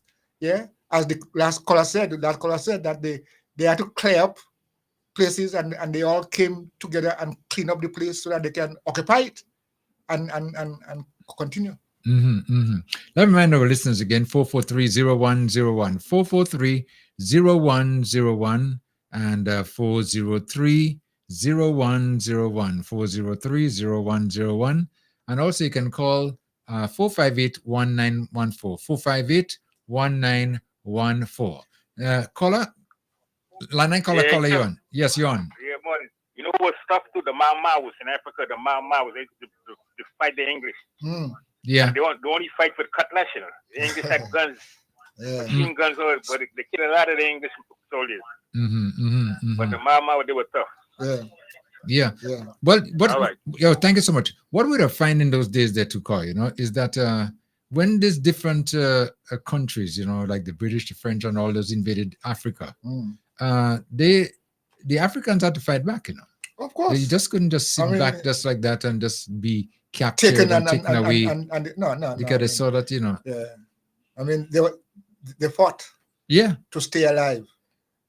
And even, when you look at this slave trade, that trade been going on, and they show us images of them being chained in boats and so on. I mean, they had to fight. You couldn't just take a death like that. Vibes FM caller? What London caller coming? Hello, good morning. Yes, good morning. Yes. My brother. Okay, how are you? It's been a long time. How are you? Not too bad at all. It's nice hearing your voice, as you very well know. Thank you very much. I mean, your call yesterday, and I answered. Yes. And who am I to ever refuse your call or your invitation? Oh. And you're making me blush. You're making me blush. So let me say good morning to all your listeners, viewers, our brothers and sisters in Carriacou, Petit Martinique, in the diaspora and wherever. Pleasant good morning, and I hope that all is well. That goes well. Well, it's nice hearing your voice, and nice having you on the program this morning. And I say I was looking forward to that, because you have over the years made a massive contribution to our country in whatever way possible you did. As a professor, you did. As a minister in government, as a parliamentary representative, you've been there. And we applaud that and appreciate that. And you have sort of, at one time, I think you were the opposition leader. Am I giving you all the titles this morning, all the flowers this morning? All right, okay. And there's many things that took place while you were there. And you have sort of like still in the fore, but a little bit step back on the side and observing what's going on in our country now. And I know you have a lot of interest in the development of our country. You still want to participate. You still could make a contribution, as you very well do. And there's a lot of things been happening. So that's why I welcome you to the program this morning, and to get your views on a couple of the things that's been taking place right here in our tri-island state, as we sometimes speak about Carriacou, Grenada, and Petit Martinique, right? Right. Well, thank you very much. And I have been doing. Your volume is a little bit low. Is it? Yes. I have been on the sideline a little bit, but I took some time off to do some new development which I'm working on. But when I'm ready, you will know. I'm sure you will hear about it. And to add value to our Grenadian people and our Grenadian family. And so, yes, I have been looking with great interest as the happenings and the going on. So just fire away, and I'll answer your question as truthfully as I can. Well, the first one I want to ask you about, because it's been talked about and it just recently passed, is about the budget. And you have been in government for quite a number of years. You have seen things happen. You have been listening to what's going on with budgets and everything like that. And we didn't get an opinion from you because people have been sharing their opinions left, right, and center. And as one who has the experience and knowing of the running of government, what is your impression of this government that just passed this budget? Well, I took a keen interest in the debate and the presentation of the budget. Mind you, it was very late into 2024. And, I can remember that you will recall that budget was presented before in March of 2012 or something like that, or 2011. And sometimes this only happens when governments are in trouble, when the finances are not there. Mm-hmm. And I look at that, and I looked at the debate from start almost to finish. I went and reviewed it also. And I was kind of disappointed in some aspect of the budget presentation, in that, one, as I always say, and we always say, the proof of the pudding is in the eating. Mm-hmm. I mean, anybody could present a budget, but whether or not that budget goes into tuition, then that is dependent on the availability of the finances to finance the budget. And we see a big financing gap in the budget that was presented. But even so, though, at the end or towards the end of the budget, there was a big meltdown. And I have never seen that happen in any democracy before. And I spoke about it, I spoke to it, and it should have never happened, save the Speaker put the House of Representatives in that position. Now, if you understand the standing orders of the House of Representatives on budget presentation, it says the Minister of Finance or the Prime Minister or whosoever he chooses can present the budget. You have the presenter of the budget can go on as for how long he wants. And then the opposition respond would be the same time. If the presenter of the budget go on for an hour, the opposition would have 2.5 hours to present. Every other member would have 1 hour plus an additional 15 minutes that shall be given. So in other words, everybody else have an hour and a half to present. And when the presentation of the budget is made, if you want to present, you have to be in Parliament. And so when the presentation was made by the other ministers and the other opposition people, they were in Parliament. Clarice Modeste made her presentation, and she rests, and two persons were left, that is the Prime Minister and Dr. Mitchell. They were not in Parliament, so rightly so, the proponent of the budget, which is the Minister of Finance, Cornwall, got up and started to close the budget. And in my mind, I said, dang, I think he cornered Dr. Mitchell today, because if Dr. Mitchell was not there to present, then because I was looking forward to hearing what he has to say. People were looking forward to hear what he had to say. And he was not in Parliament. The Prime Minister was not there. But maybe about 5 to 7 minutes, as the man made in his closing remarks, the Speaker of the House called him in conference. So they paused for a couple of minutes. He went back and continued again. Then the Speaker stopped him and take a recess. And after the recess, the Speaker brought on the Prime Minister. In no way, in no book or any law can that happen. And the thing about it, the Prime Minister could have closed the budget if he wanted to, make the closing statement on the budget. But as a member of Parliament from St. David's, he had an hour and a quarter to make his presentation. After he made his presentation, he had to sit down, and the Speaker could give him leeway again to close the budget for an hour and a half, so at plus 15 minutes.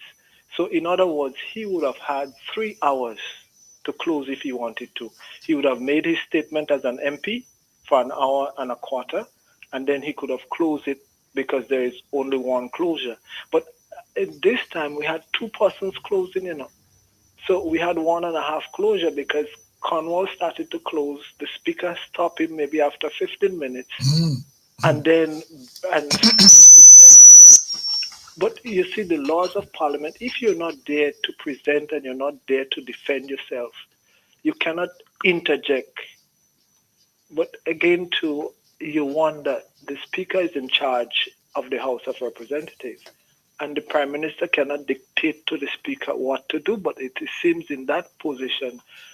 And so it made a few people call me, and a few friends in the Caribbean call me and find, because everything that you do now is online and they see in the disposition, and how is that possible? Yeah. And it makes the thing look as if it's a child play thing, like when you're playing ball in the pasture and you come late, they just stop the game to put you in or something. Okay. So hold on. Let me just see if we can reiterate and understand exactly what you're saying, because you mentioned that the Prime Minister had the option of making a presentation as a parliamentarian for the for the constituency of St. David's, and he could have sat down and then he could come back now and do the final closing. If he so choose. He would have had two opportunities. Two opportunities. He would have had to make his presentation as the Prime Minister and all his portfolio, an MP for St. David's, and sit down after an hour and 15 minutes. And then he could have gotten up and make the closure on the budget for an hour and a half plus 15 minutes. So an hour and 15 minutes, an hour and 3/4, that would be 3 hours. Okay. And none of these were followed. This protocol was not followed, these laws were not followed, these rules were not followed. I mean, but the interjection to stop Cornwall, that is unheard of. Because just like in law and in anything, if you're not there, you forfeit. Yeah. So where the Speaker went wrong was that the Speaker stopped Cornwall from closing,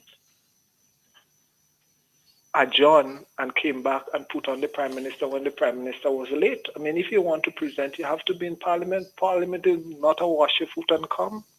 There is rules and regulation and decorum to be followed. Okay. All right. So now and then in the case now with the leader, not leader, but the representative from the Northwest who did not make his presentation, and he interjected, with the Speaker on that dialogue that you're just speaking about there. Was that appropriate? Well, I think he was right, because the rules of the houses of representatives, the Prime Minister not supposed to be brought on. If it is that you bring on the Prime Minister, then you would have had to let the member of St. George Northwest speak also. But then the Prime Minister just came on and took it on his own and said that he's going to close the budget. But that is not it. But did you? But hold on. But did you hear, coming from the Speaker side, and I think other representatives, indicated that a discussion took place outside of the Parliament there for a few minutes, and the member for Northwest declined and said he was not going to do a presentation. Were you aware of that? So that's why the Prime Minister continued. No presentation was going to be made. No presentation should not have been made, because both members were not present to stand up and to be recognized in time.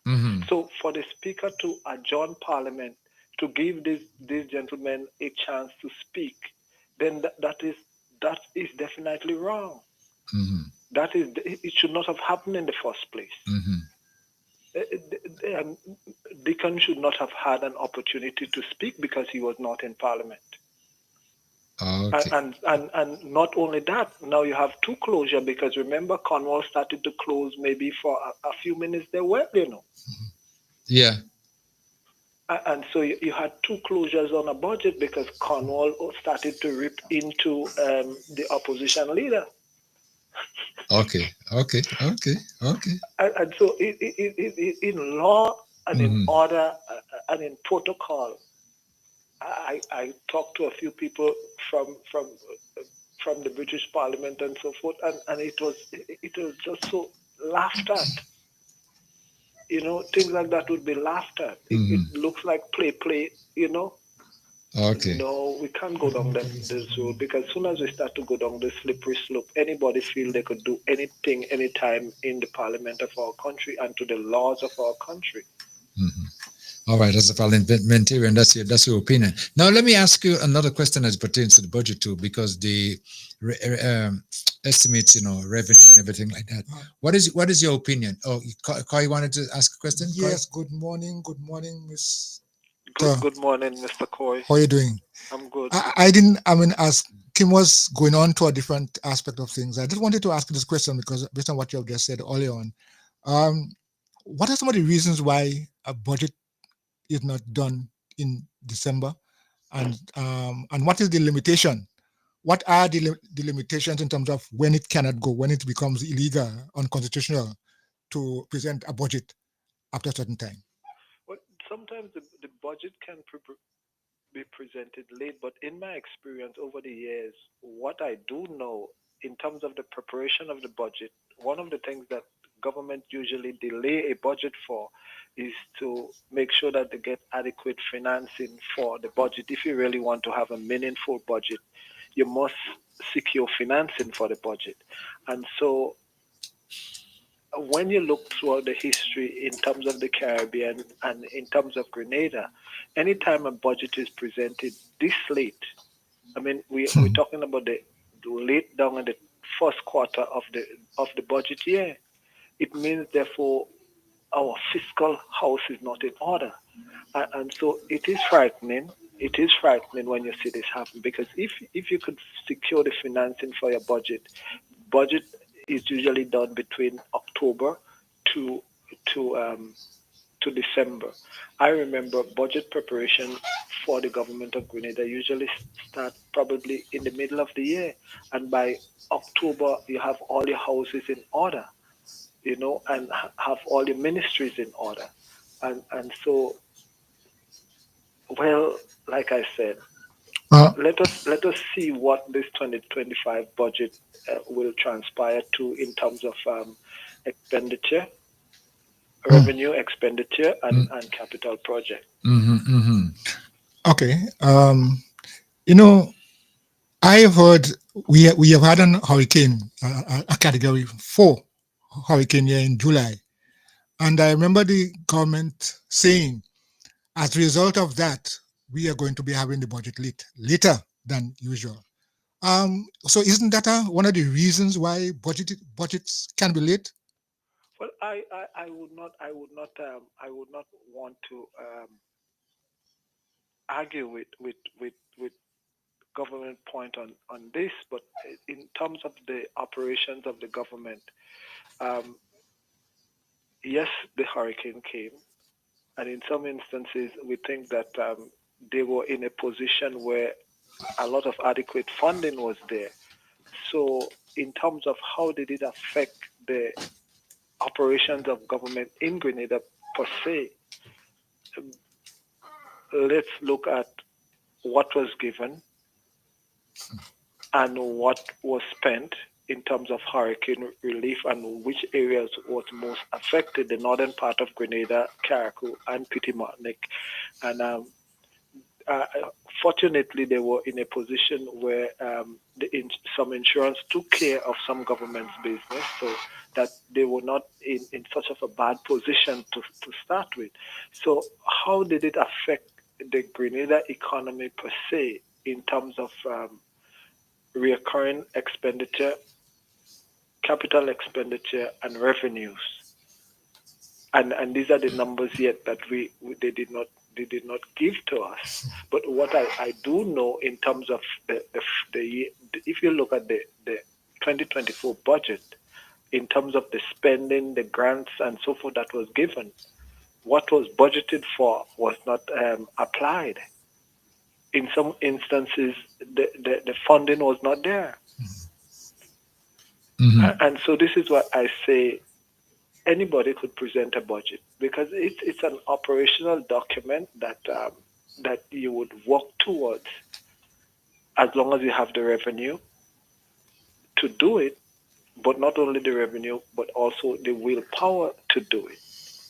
Because not every time a budget will come into tuition, I mean, a lot of the times budget just falls. Yeah. And sometimes even in your home, you might save some money to do something and something else come up. And so this is why I always say the proof of the pudding is in the eating. And if we cannot satisfy that, then people will know, because if you have shortfall in health, and you have shortfall in agriculture, and you have shortfall in education, then people would say, well, you budgeted this and you did not spend that. But why it was not spent is because the monies were not there, or maybe the grant you expected that did not come through.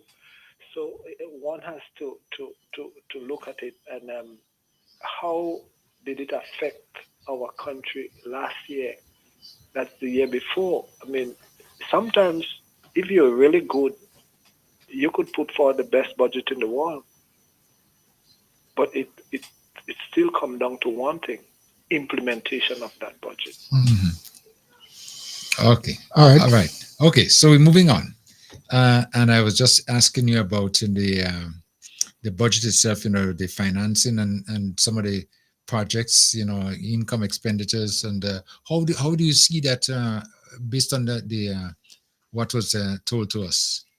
Well, what was told and what is possible is two different things. I mean, what can be told or what was told probably could be a pie in the sky, but I think we ought to brace ourselves, because we are just almost like a needle in the haystack.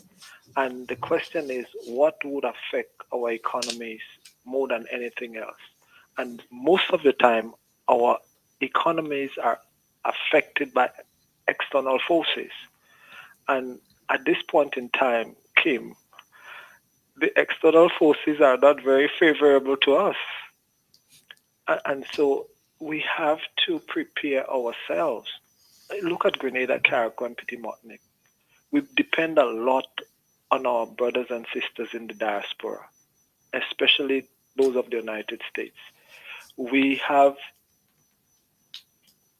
goods coming in. We have remittances coming in.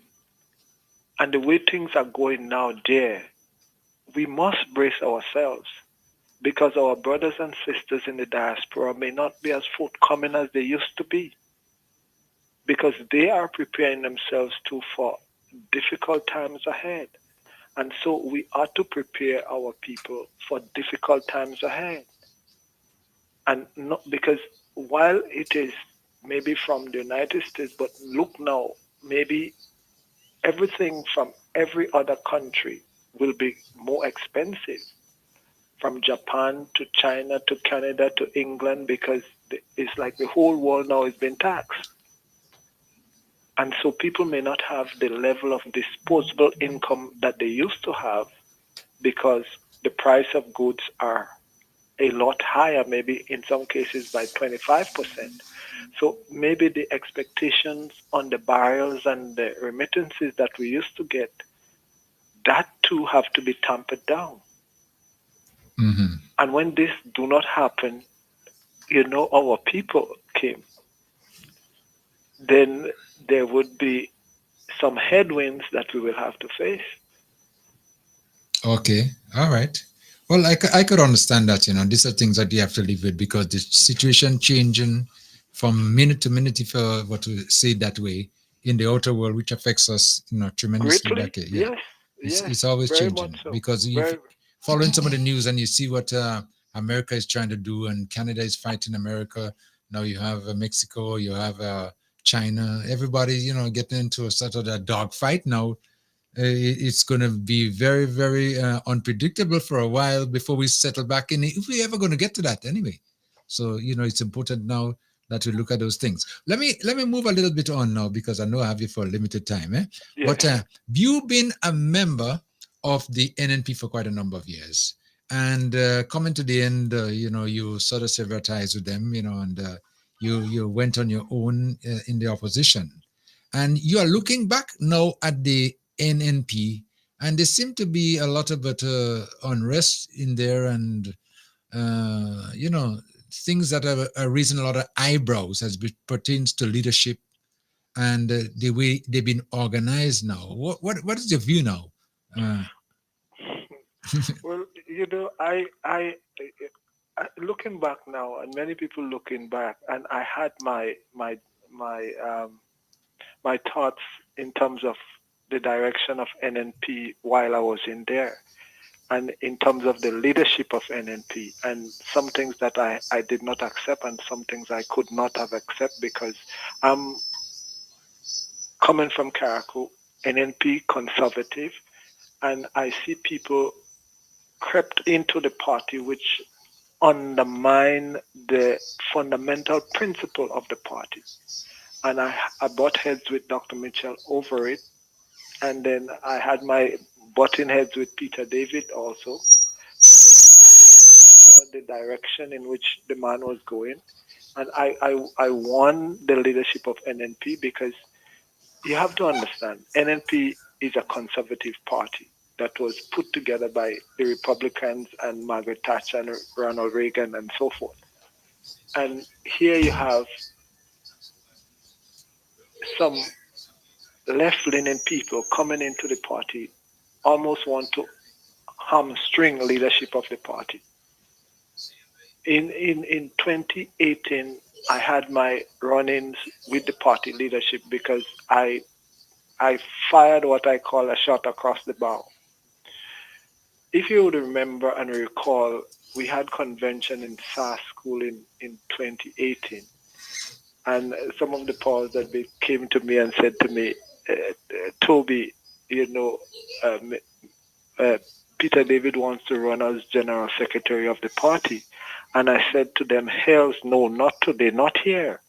Maybe something else. We could be deputy, but not general secretary. Because if you know party structure, general secretary of the party is almost right there with leadership of the party. Where is he, or where was he going with that? And after the convention, a few people come and ask me about it, and I said that was just a shot across the bow warning.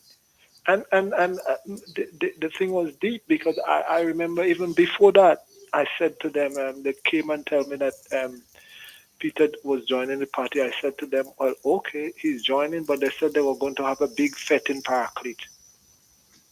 And in executive, I told them, I said, you now come and want to run Peter down NNP people throat, not down Toby throat. As a matter of fact, I made it abundantly clear in executive. Peter was there. I said to them, I am not going to the party. To that party, they're only having for him the big fancy. If all you want, all you can go. And again, they were upset with me. But again, you have to look at the concept of NNP and the leadership and the direction. How could you? But for the mind in me, I'm thinking, Mr. David is a far left-leaning person. You want to come and take over a conservative party which is right-leaning. It just can't fit. And the conservative people, maybe in England and the United States, would not, even if Dr. Mitchell wanted to give him the party, there are some outside forces that would not have allowed that to happen. Mm-hmm. And they could not see. I mean, I became the black sheep over some of these things. And lo and behold, truth be told, look at the end of it. But the whole thing now with NNP, I wonder about people thinking and saying that the party is dead. But every political party with that kind of standing ebbs and flows. We go through highs and lows. You remember twice? Yeah. NNP defeated NDC 15-0, 15-0. And people were saying NDC was dead. But I love Grenadian democracy, and I always say that when you form the fool, we get rid of you.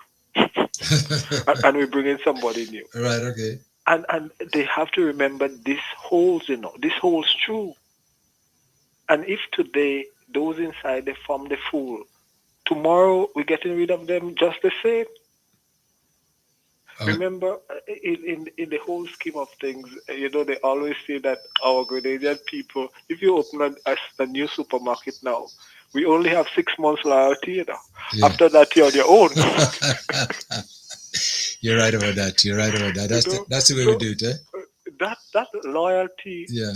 Both organizations have the base, but the masses would go with what suits them best if it is working for them.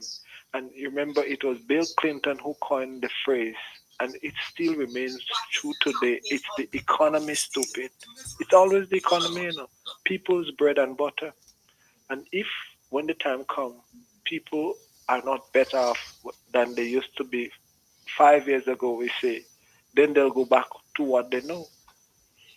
So, as it stands right now with the NNP, and you realize that Peter David has sort of sympathized with them as well to now on his own in the opposition, or not even opposition, maybe independent. I don't even know the right term to use there now.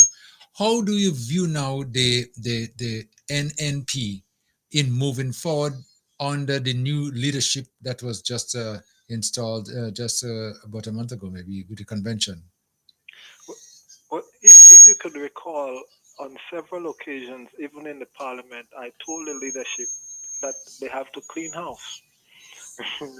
Clean house. Yeah. And it is possible that it is always a breath of fresh air to see new people with new visions, new idea, and I have hope again that that organization will rise to the occasion of the Grenadian people and serve them well. Mrs. Spear, it's her first time in leadership. But she has led before in different ministries, and I would say that there are some of us sometimes would rise to the occasion, and I hope that she would rise to the occasion just for the benefit of Grenada. And who knows that I do believe she's capable, and what she would have to do is to get good, capable people around her. Okay, because you need a good team. Yeah. If you don't have a good team, then you cannot be a single player. But based on what you're saying, I'm getting the opinion from you that the NNP right now is at a down low, if I'm using that word correctly, and need to rebuild in order to be, at the top or be more effective again. Well, I look at it this way, and you have to go back to the politics of experience, in that you never know, And after the election in 2022, I told them they have to be very careful and mindful how they speak about people that are defeated, because I remember I used to be on the sea and sailing for a little while, and I was in St. Lucia when they voted John Compton out of office, Yeah. The St. Lucian tell him, Ali, go about the business. The man was in his late 70s, early 80s, and he left. But when they said that the whole stuff hit the fan, they were calling for him back. You would remember a motorcade took him from Viewfort to his home, and then from his home to the Prime Minister's office. Yeah. At age 82, the man died in office at age 84. So what I will say, you have to look at the experience of politics and think that anything could happen under the right condition, in the right environment. Anything can happen. You don't count people out, and you never say never. All you have to do, just work and work and work to keep it, or work and work and work to get it. Yeah. Okay. Now, one more question I want to ask you before and give me permission maybe to open up the lines in case somebody might want to throw a question or two to you. Okay. But the next question I want to ask you: do you see the possibility of a third party in Grenada at this time coming to be effective? Boy, that's a good one. That's a difficult one. It has never materialized before. Yes, it has. I think just after the revolution, we had GULP, we had MBPM, and then we had NNP. But then after NNP break up in the early 90s, we had NNP, we had NDC, and we had GULP. So that was the three political party, the only time. Outside of that, we do not have a history of an amagetoire. No. Yeah. Okay. We have only had two that can be viable. And then again, we have never had a history of, say, one independent person coming on to be an MP. The closest that we had ever gotten to that was Nimrod in Carriacou, and he still did not win. He didn't make it here. Yeah, so it is possible, but that would be very, very difficult. Okay. All right. Okay. If you ask me, and let me permit you a little bit more time, please, before we move on to open up the lines. 440, not 440 rather, 443-0101, or you can call 403-0101 or 458-1914. I prefer you call 458-1914 or 403-0101 if you want to ask questions to my guest who is on the line right now. Honorable, I'm still going to call you Honorable because you have done a fantastic job, and I think that title we should keep it like that. Tobias Clement, okay? So allow me to say Honorable. Just your humble servant. Humble servant. Okay, we could work with that one too. Now, the Peter David fraction. Before we go further, the lines already start lighting up. So I would just try to take a call quickly. Vibes FM, caller, you wanna caller? Caller, you on? Good day. Yes, hello. Yes, hello, yes. Okay, so I'm lyrically inclined and I'd like to share a piece. Yes. Okay, you hearing me clearly? Yes, I'm hearing you clearly. Yeah, go ahead. Yeah. Okay, beautiful. The piece is entitled That Short Black Ruler.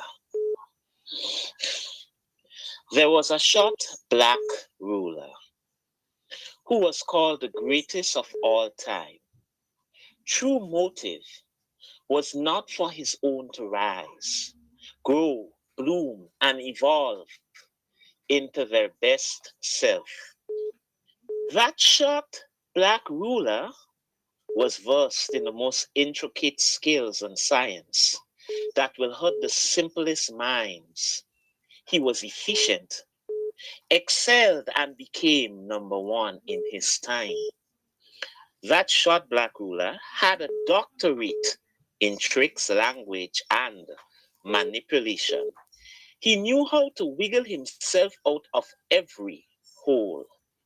That short black ruler knew how to masquerade as a considerate, charming, charismatic, caring, loving, visceral advocate that will do anything for his people. But when the mask came off, his debauch, cunning, callous, and nasty nature was conveyed. This short black ruler's imperial reign was filled with clandestine operation that exploited many and left many in a destitute state. Yes, that short black ruler blocked and hindered generations from experiencing their wealth by systemizing poverty.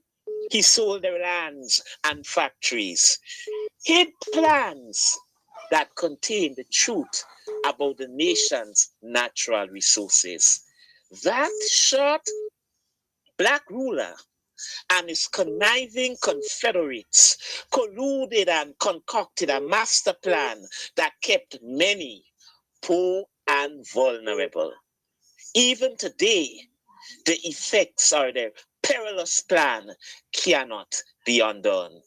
That short black ruler bewitched many through seduction and sorcery. But the good Lord is not sleeping. He's just and sees all and will repay their atrocious actions because your days are numbered. Long rope for Magagot, just know that your judgment is set and the real ruler will repay in due time. I thank you. Okay, thank you so much, caller, for your contribution there. Again, the lines are open, 403-0101. If you want to call and make a contribution, ask a question or two. Next caller, thank you for waiting. Caller, come in. Hello, good afternoon. Yes, good afternoon, yes. I just want to ask Mr. Tobias one question before you run out. Mr. Tobias, the NNP have a new leader now. No need for you to change down yourself in parliament anymore. Do you ever think of going back to the NNP right now, as you have a new they have a new leader? Thank you. Caller, I mean, Now, this is the $1 billion question, isn't it? That is the $1 billion question. Should I defer? Should I defer? No, but let me say, let me say this in a serious note. In that, for instance, I have worked a lot with people with different organizations to do different things, and I always say that if it is for the development of Grenada, Carriacou, and Petit Martinique, then 100% I'm in, and at this point in time, I would say come into a theater near you, and Kim, I'll give you a hint. I have been doing some independent work on my own, not in politics so much, but in agriculture. Mhm. And what I am engaged now in is what is called intensive agriculture. And so I have, well, we were people of the land, right? Right. Always. Yeah. And Yeah. and now I am putting all the science, all the technology, and everything into that aspect of it to bring a new a new look to what we know from the 18th century and 19th century. And for me, I would always tell people, don't ever say that you're not taking in part in politics, because whatever you do, you're part of it. You pay taxes. The people that spend your money are in government, and I would not be paying taxes and let them spend my money and not say anything about it. So the question is, how can you keep quiet when you contributed so much? And I dare Grenadians to say that they're not involved or not or keeping quiet. So no, the fact that I'm on here today, it means therefore I'm making my contribution and I'm not keeping quiet. Okay. As to whatever I do, the first time I went in 1995, Kim, you were privy to that. Yes, I remember. Yeah, yeah, we lived that together. Yeah. If I have to go in again, you might be privy again, right? Well, we go way back. We go way back. Who held my hand? Wasn't it you? Yeah, I was the one. And Yes. your mother? Yes, I remember. And Bobby Sarah? Okay. And those? Yes. Right. Yeah. So I would come back home and to the caller, yes. But the caller before had an oratory with that poem. But you know what I tell people? Consider Nebuchadnezzar. He held the children of Israel captive in Babylon. But the question is, who set up Nebuchadnezzar? Any leader in any part of the world, in any country, who set them up and who breaks them down? I am not going to cast any disparaging remarks on anybody in terms of leadership, whether they're pastor, a priest, or a prime minister. Somewhere it is written about my leaders, right? Touch not the Lord's anointed, or do he somewhat no harm. Not physically, not verbally, not anyhow. Sometimes we have to bridle our tongue and bridle our mouth. Because, the other day I went into a business place and I had to stop some guys from laughing about the idea that the former Prime Minister, Dr. Mitchell, fainted. And I said to them, no, this is not what you do. Anybody under the right circumstances, in the right place at the right time, can faint.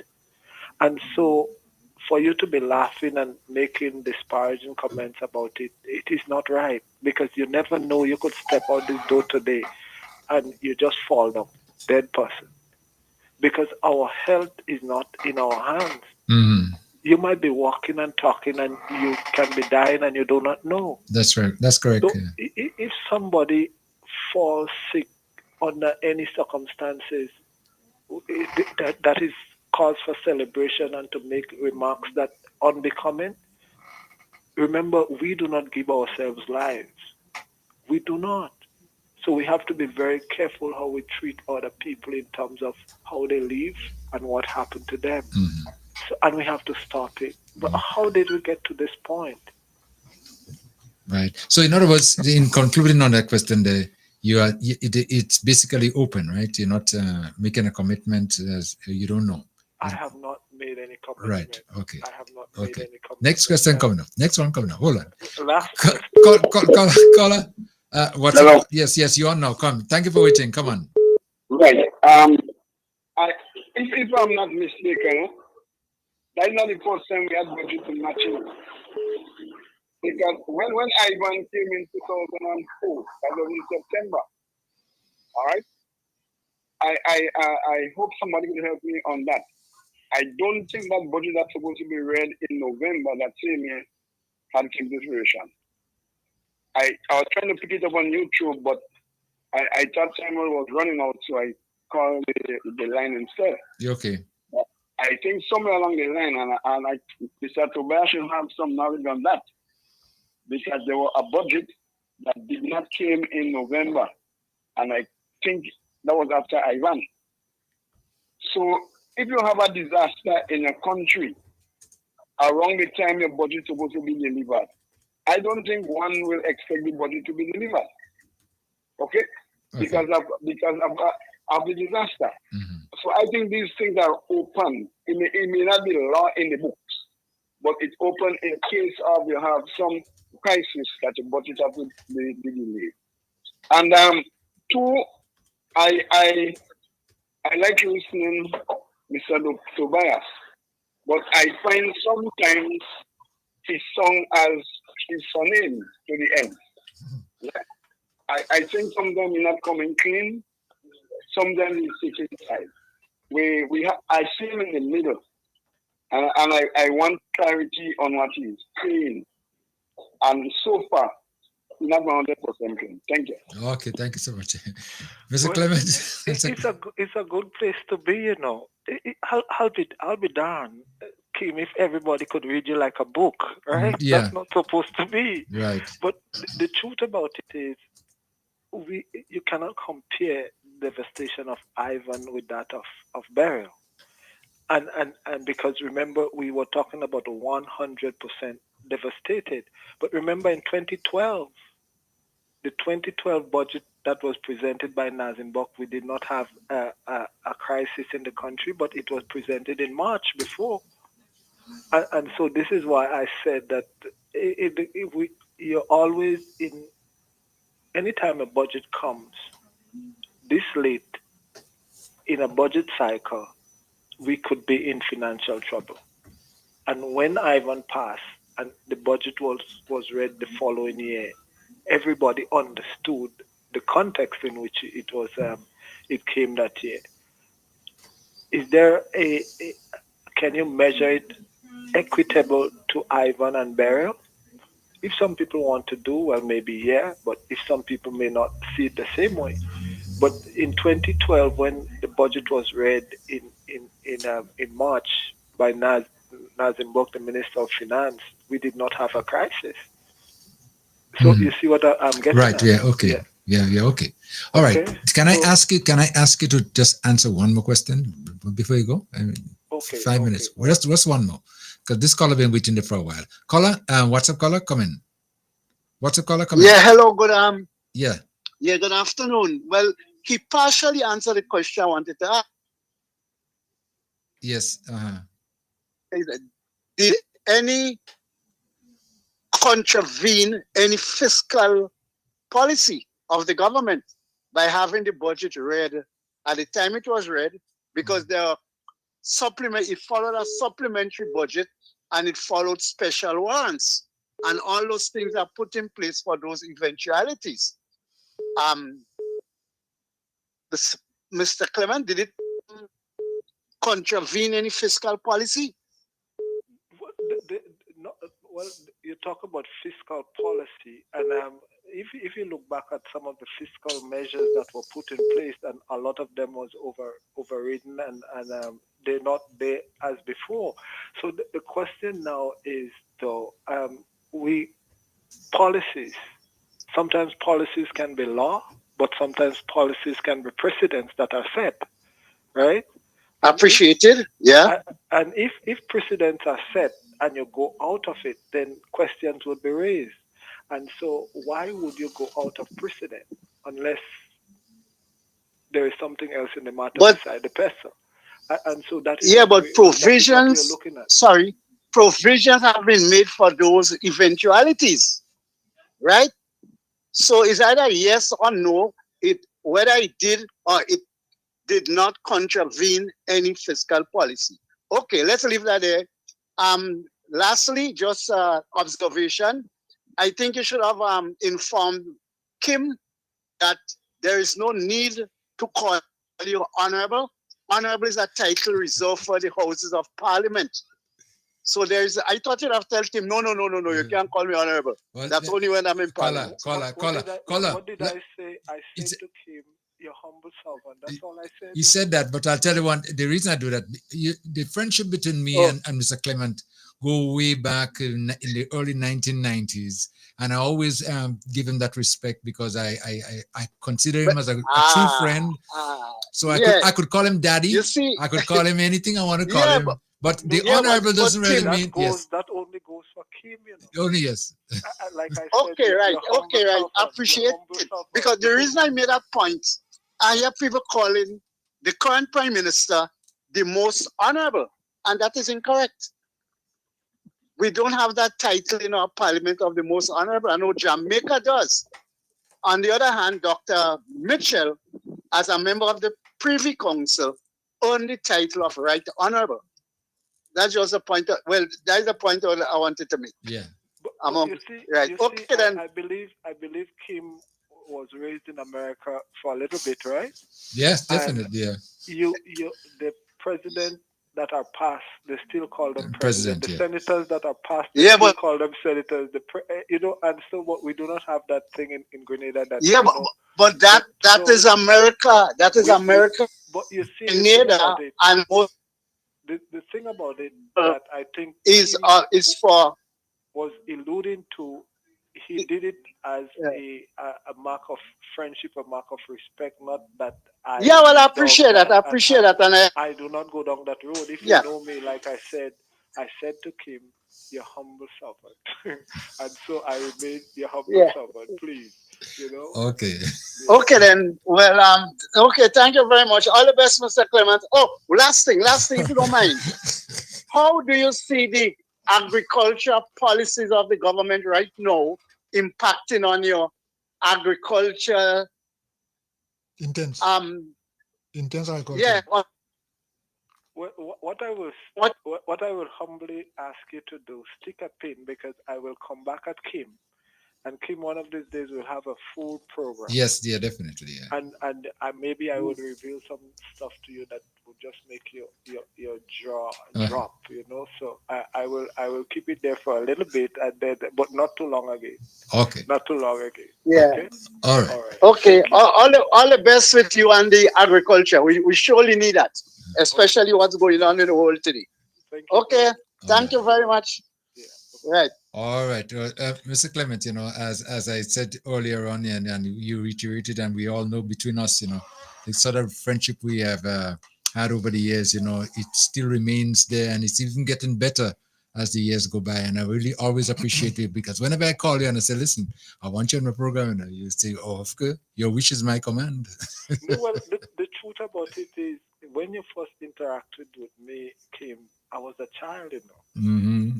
Okay. I was in my teens, and I remember I grew up with Mommy Sarah there, and your mom was always there too. So I was a kid. So how could I not hold your hand when you call, or And so I do not think a lot of people know how far back we actually go. And so I always appreciate that, and that is how we were raised as brothers, as friends. You were my senior all the time, and so I have to keep that in check. Mm-hmm. Yeah. So well, I appreciate that, and we're going to keep that glue together. Okay, let's keep it just like that. Okay. Most I want to thank you so much again, for taking the time out and coming on the program this morning, and sharing some of your opinions with us, and looking forward in the very near future, as you just mentioned, you'll be doing some work, and we're going to make a little bit more time when we could get into more details on certain areas in country that needs to be talked about, and your contribution would be given as well. Okay. Yes, most definitely. I wonder if I could just give me a minute, please. Yes, go ahead. Mr. Clement. Yes, sir. I just heard yourself and Mr. Mills here who are having a discussion talking about the good old days and how that bond existed for many years.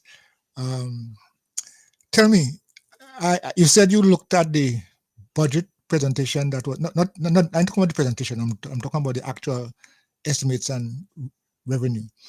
And I think you would have observed, like everybody else, that the allocation for Carriacou and Petit-Martinique rose from $33.4 million in 2024 to $44 million in 2025.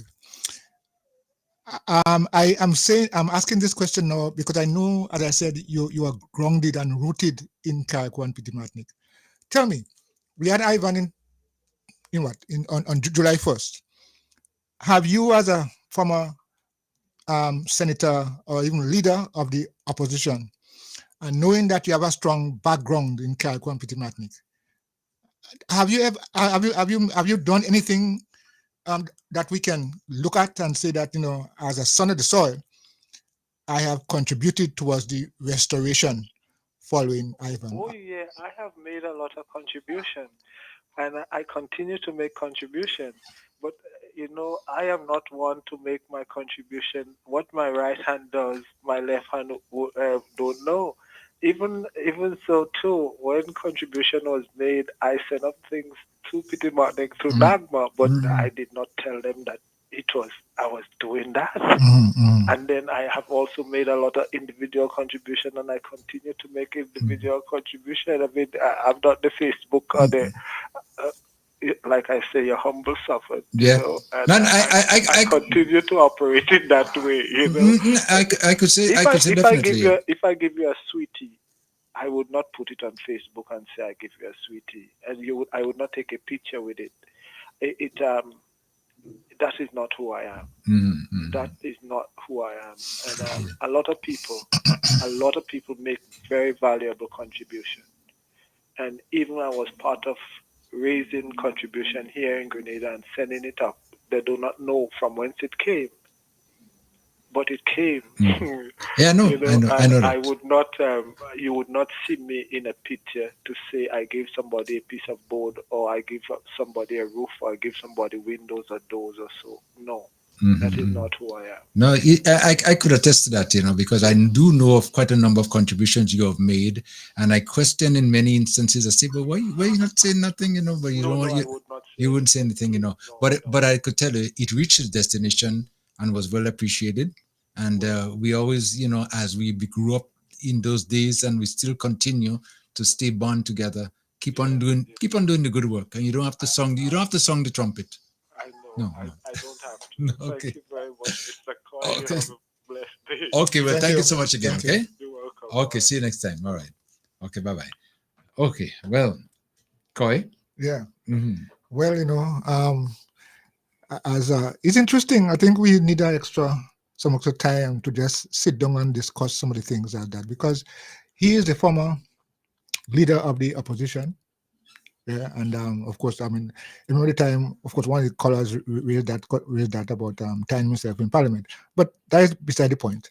The idea is that it would be nice to hear his plan for the future, for the development of Carriacou and Petit-Martinique.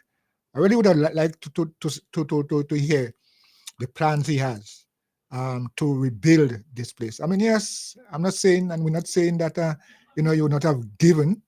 All of us, I mean, a lot of people have given, they may not given, gave the same thing, but giving.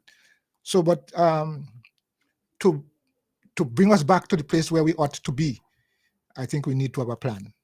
And I wanted to have an idea what his plans were to revive Carriacou and Petit-Martinique. Well, from what I do know, and from speaking to him from time to time, Carriacou and Petit-Martinique is in his DNA. Mhm. So, and when you see that taking place, you know exactly that he has plans and the best for Carol Compete Mapping. Vibes FM, caller come in.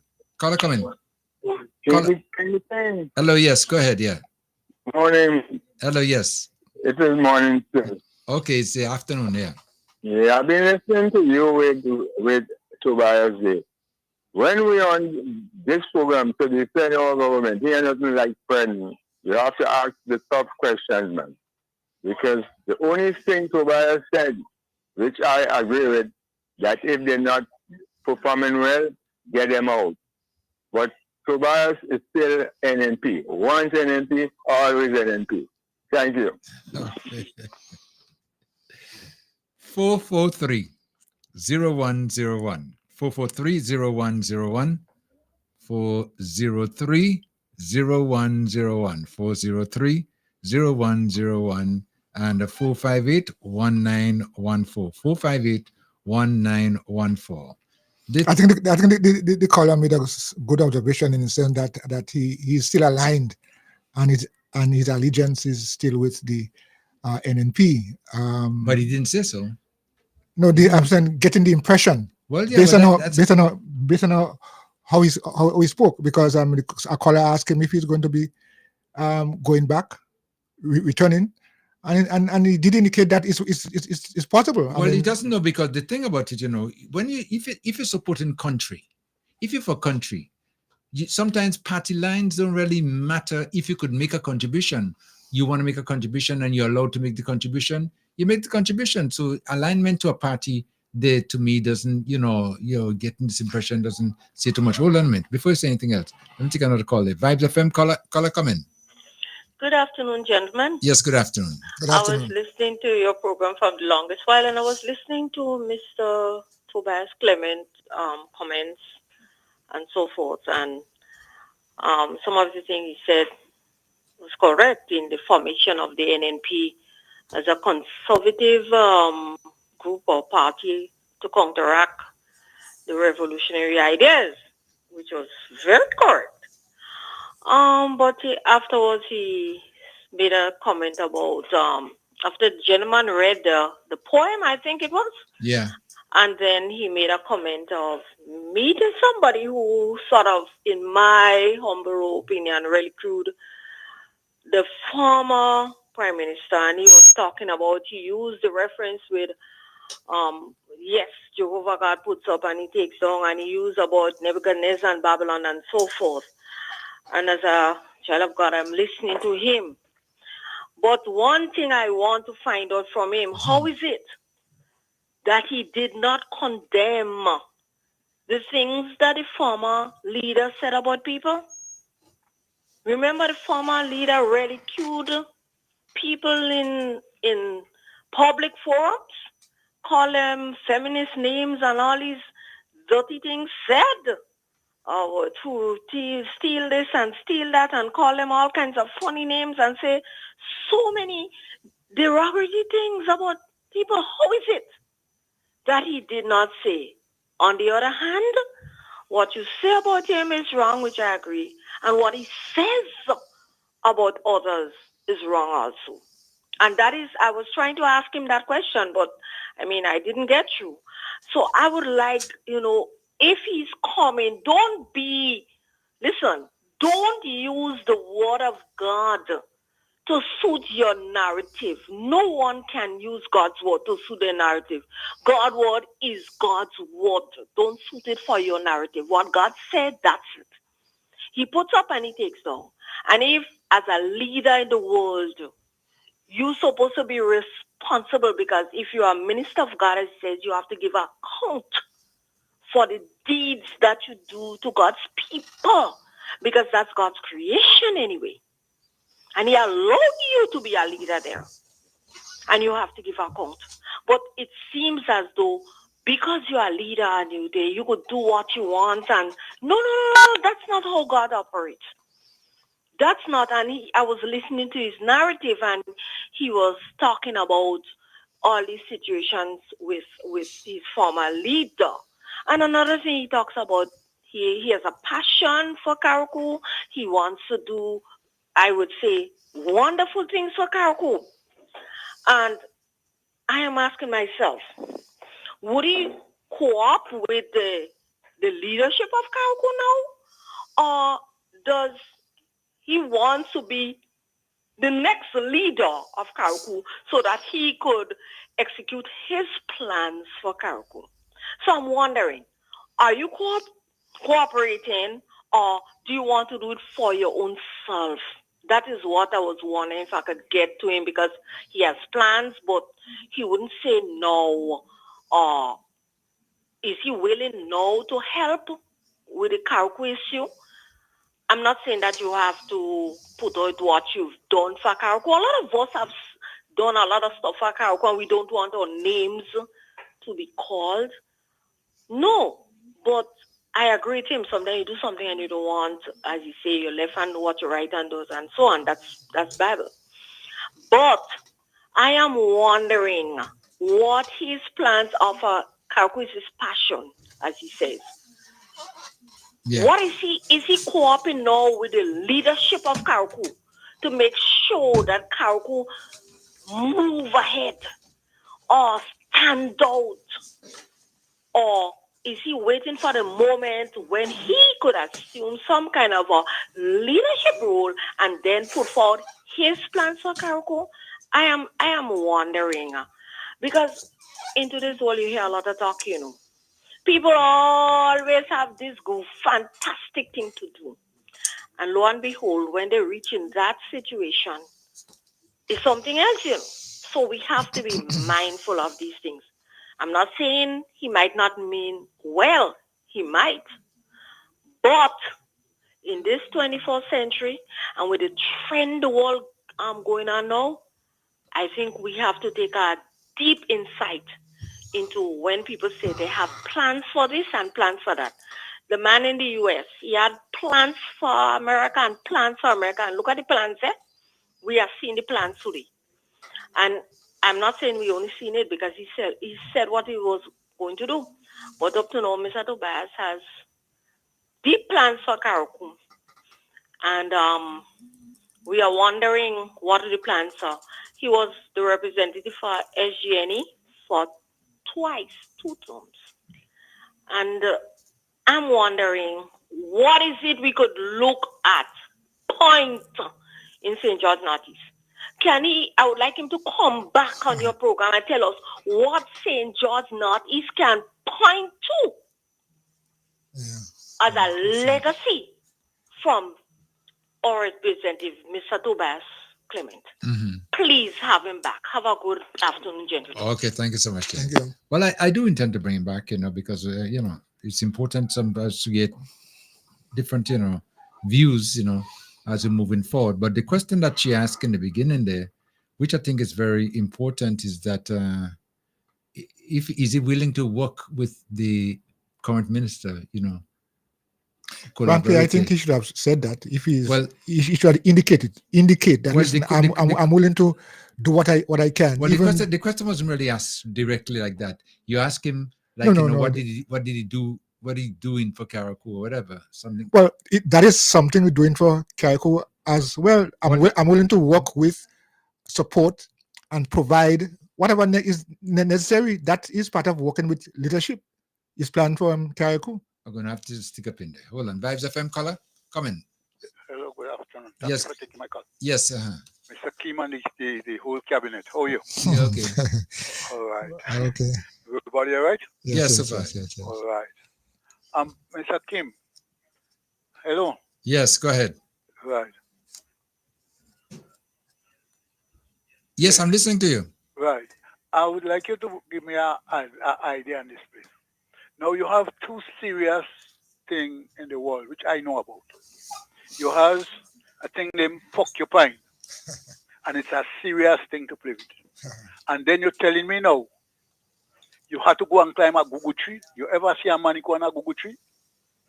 No. Would you please tell me that? No, I've never seen one now. Eh? You ever see a man go on a briar tree? Eh? No. Well, these are the kind of people who coming out to tell us they could do this and to rescue Grenada. So why we go? What happened to us? We don't have sense of it.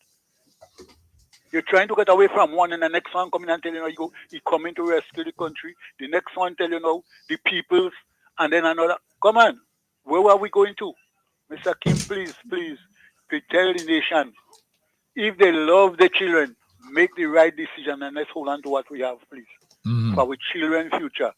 Else, we won't make it right. Have a nice day and take care, everybody. Okay, thank you so much, sir. We continue to take the calls. The lines are open. What did the caller say? Porcupine? Yeah. Yeah, go ahead. No, somebody just laughingly messaged me and says, they titled that black ruler. Yes, you like it. Certainly you like it. And the way he emphasizes it, you could actually hear every syllable in that short black man. You know what I mean? They say he throwing stones. Well, I mean, the caller before he started to speak say I'm lyrically inclined. So Vibes FM.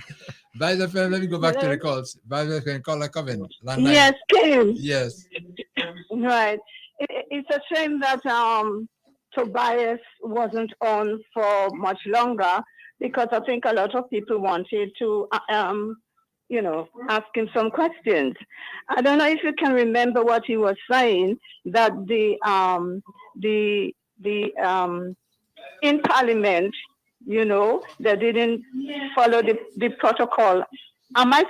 Are you listening to me? Yeah, I'm hearing you. Go ahead. Yes, go ahead. Because it seems that someone else is on there. No. You are. You're echoing right. back. So I'm getting confused. Tobias was saying, "Oh, that's me." That's yeah. right. Yeah. I'm just overhearing myself. Yes, I'm on my phone. He was saying that they did not follow the protocol in Parliament when the budget was being, presented. Yeah. When they were going through the budget. Right. But he didn't actually say why when the speaker called a recess, when he called a recess, and why the speaker did call a recess. He didn't explain why, and he didn't know why, but it's because they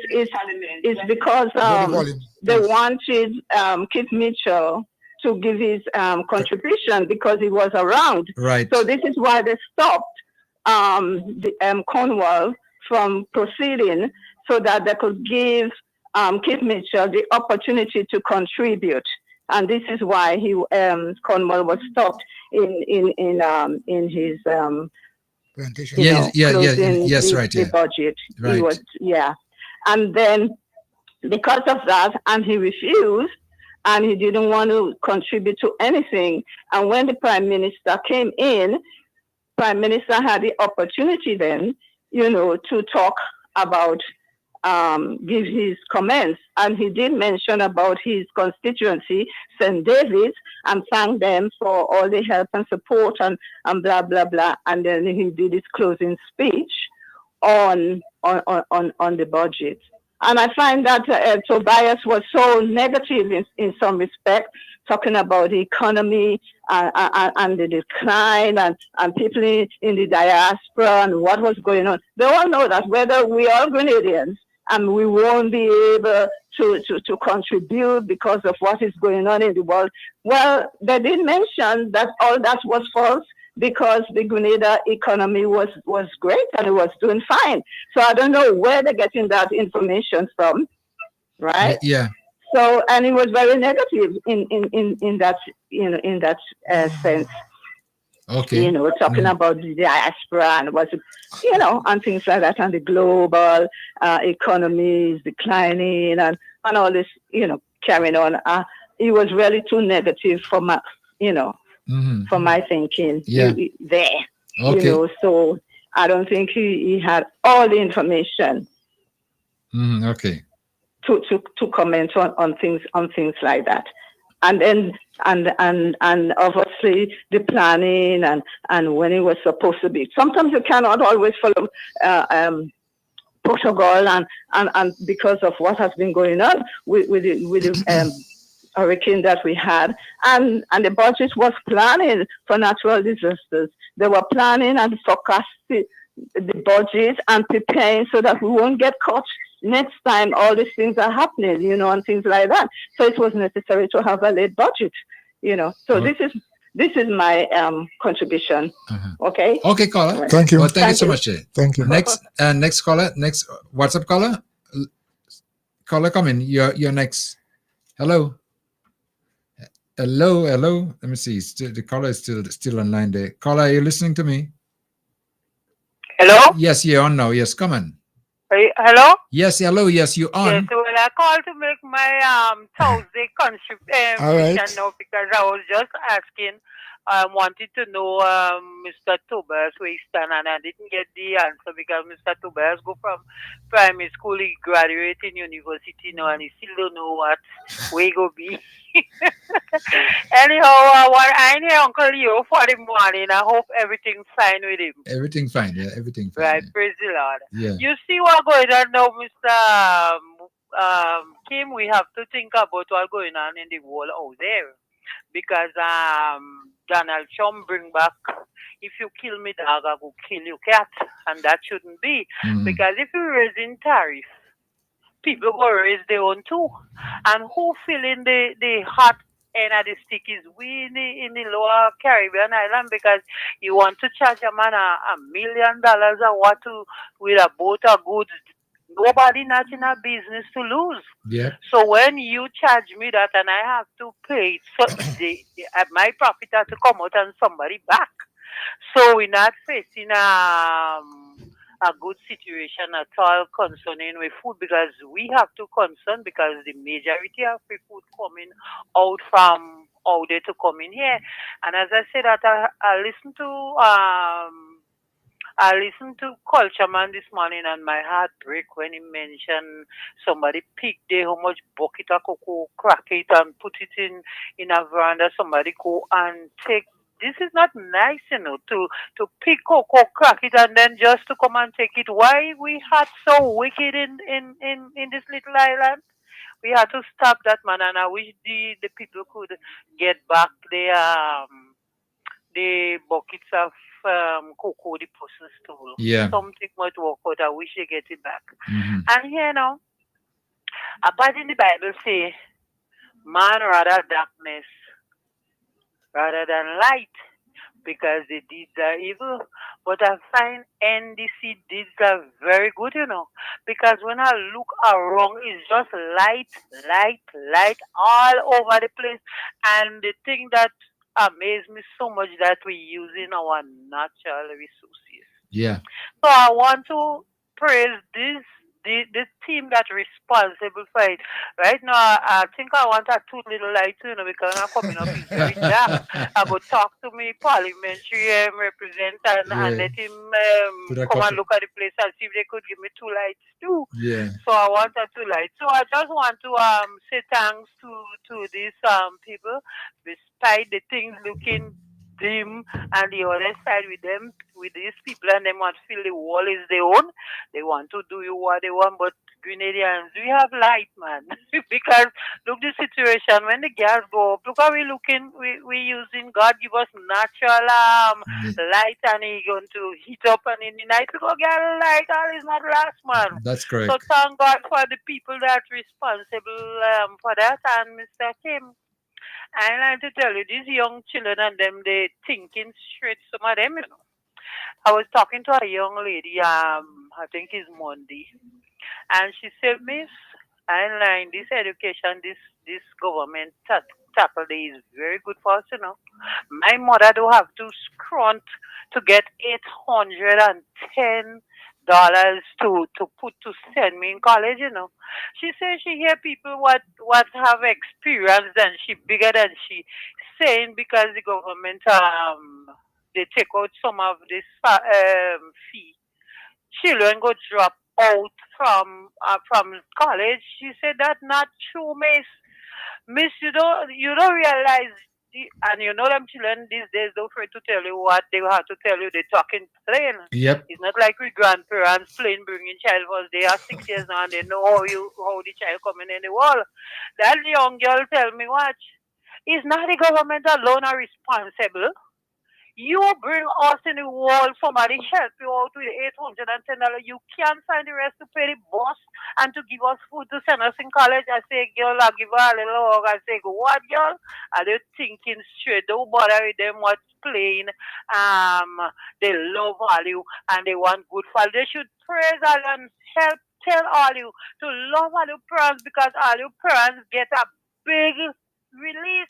Right. 800 and something is a lot. But you coming on national radio and TV and telling the Grenadian people that children dropping out from college because they don't get the bus to pay and the food and the food to eat is the government alone who make them children? Come on, sometimes when I listen to some people, and that is why we education system they in this situation is, because why you never teach the children and them to appreciate the little that help that they get in, and perhaps they will help them to think different. You can't come on the radio and tell people government release a whole $800 and something from your parents' pocket and children still dropping out from school. Come on, Mr. Kim, you find I don't think No. She that is not right, man. No. She should make a statement. That's not true, and it's not true. No, but why come and lie? Well, that's why I have some problem with some leaders who want to run this country these days, Well, because they're not true. They figure the line might get them somewhere. That's it. No, you can't do that. The Bible says a lying tongue, God hates a lying tongue. And you read, I know, right?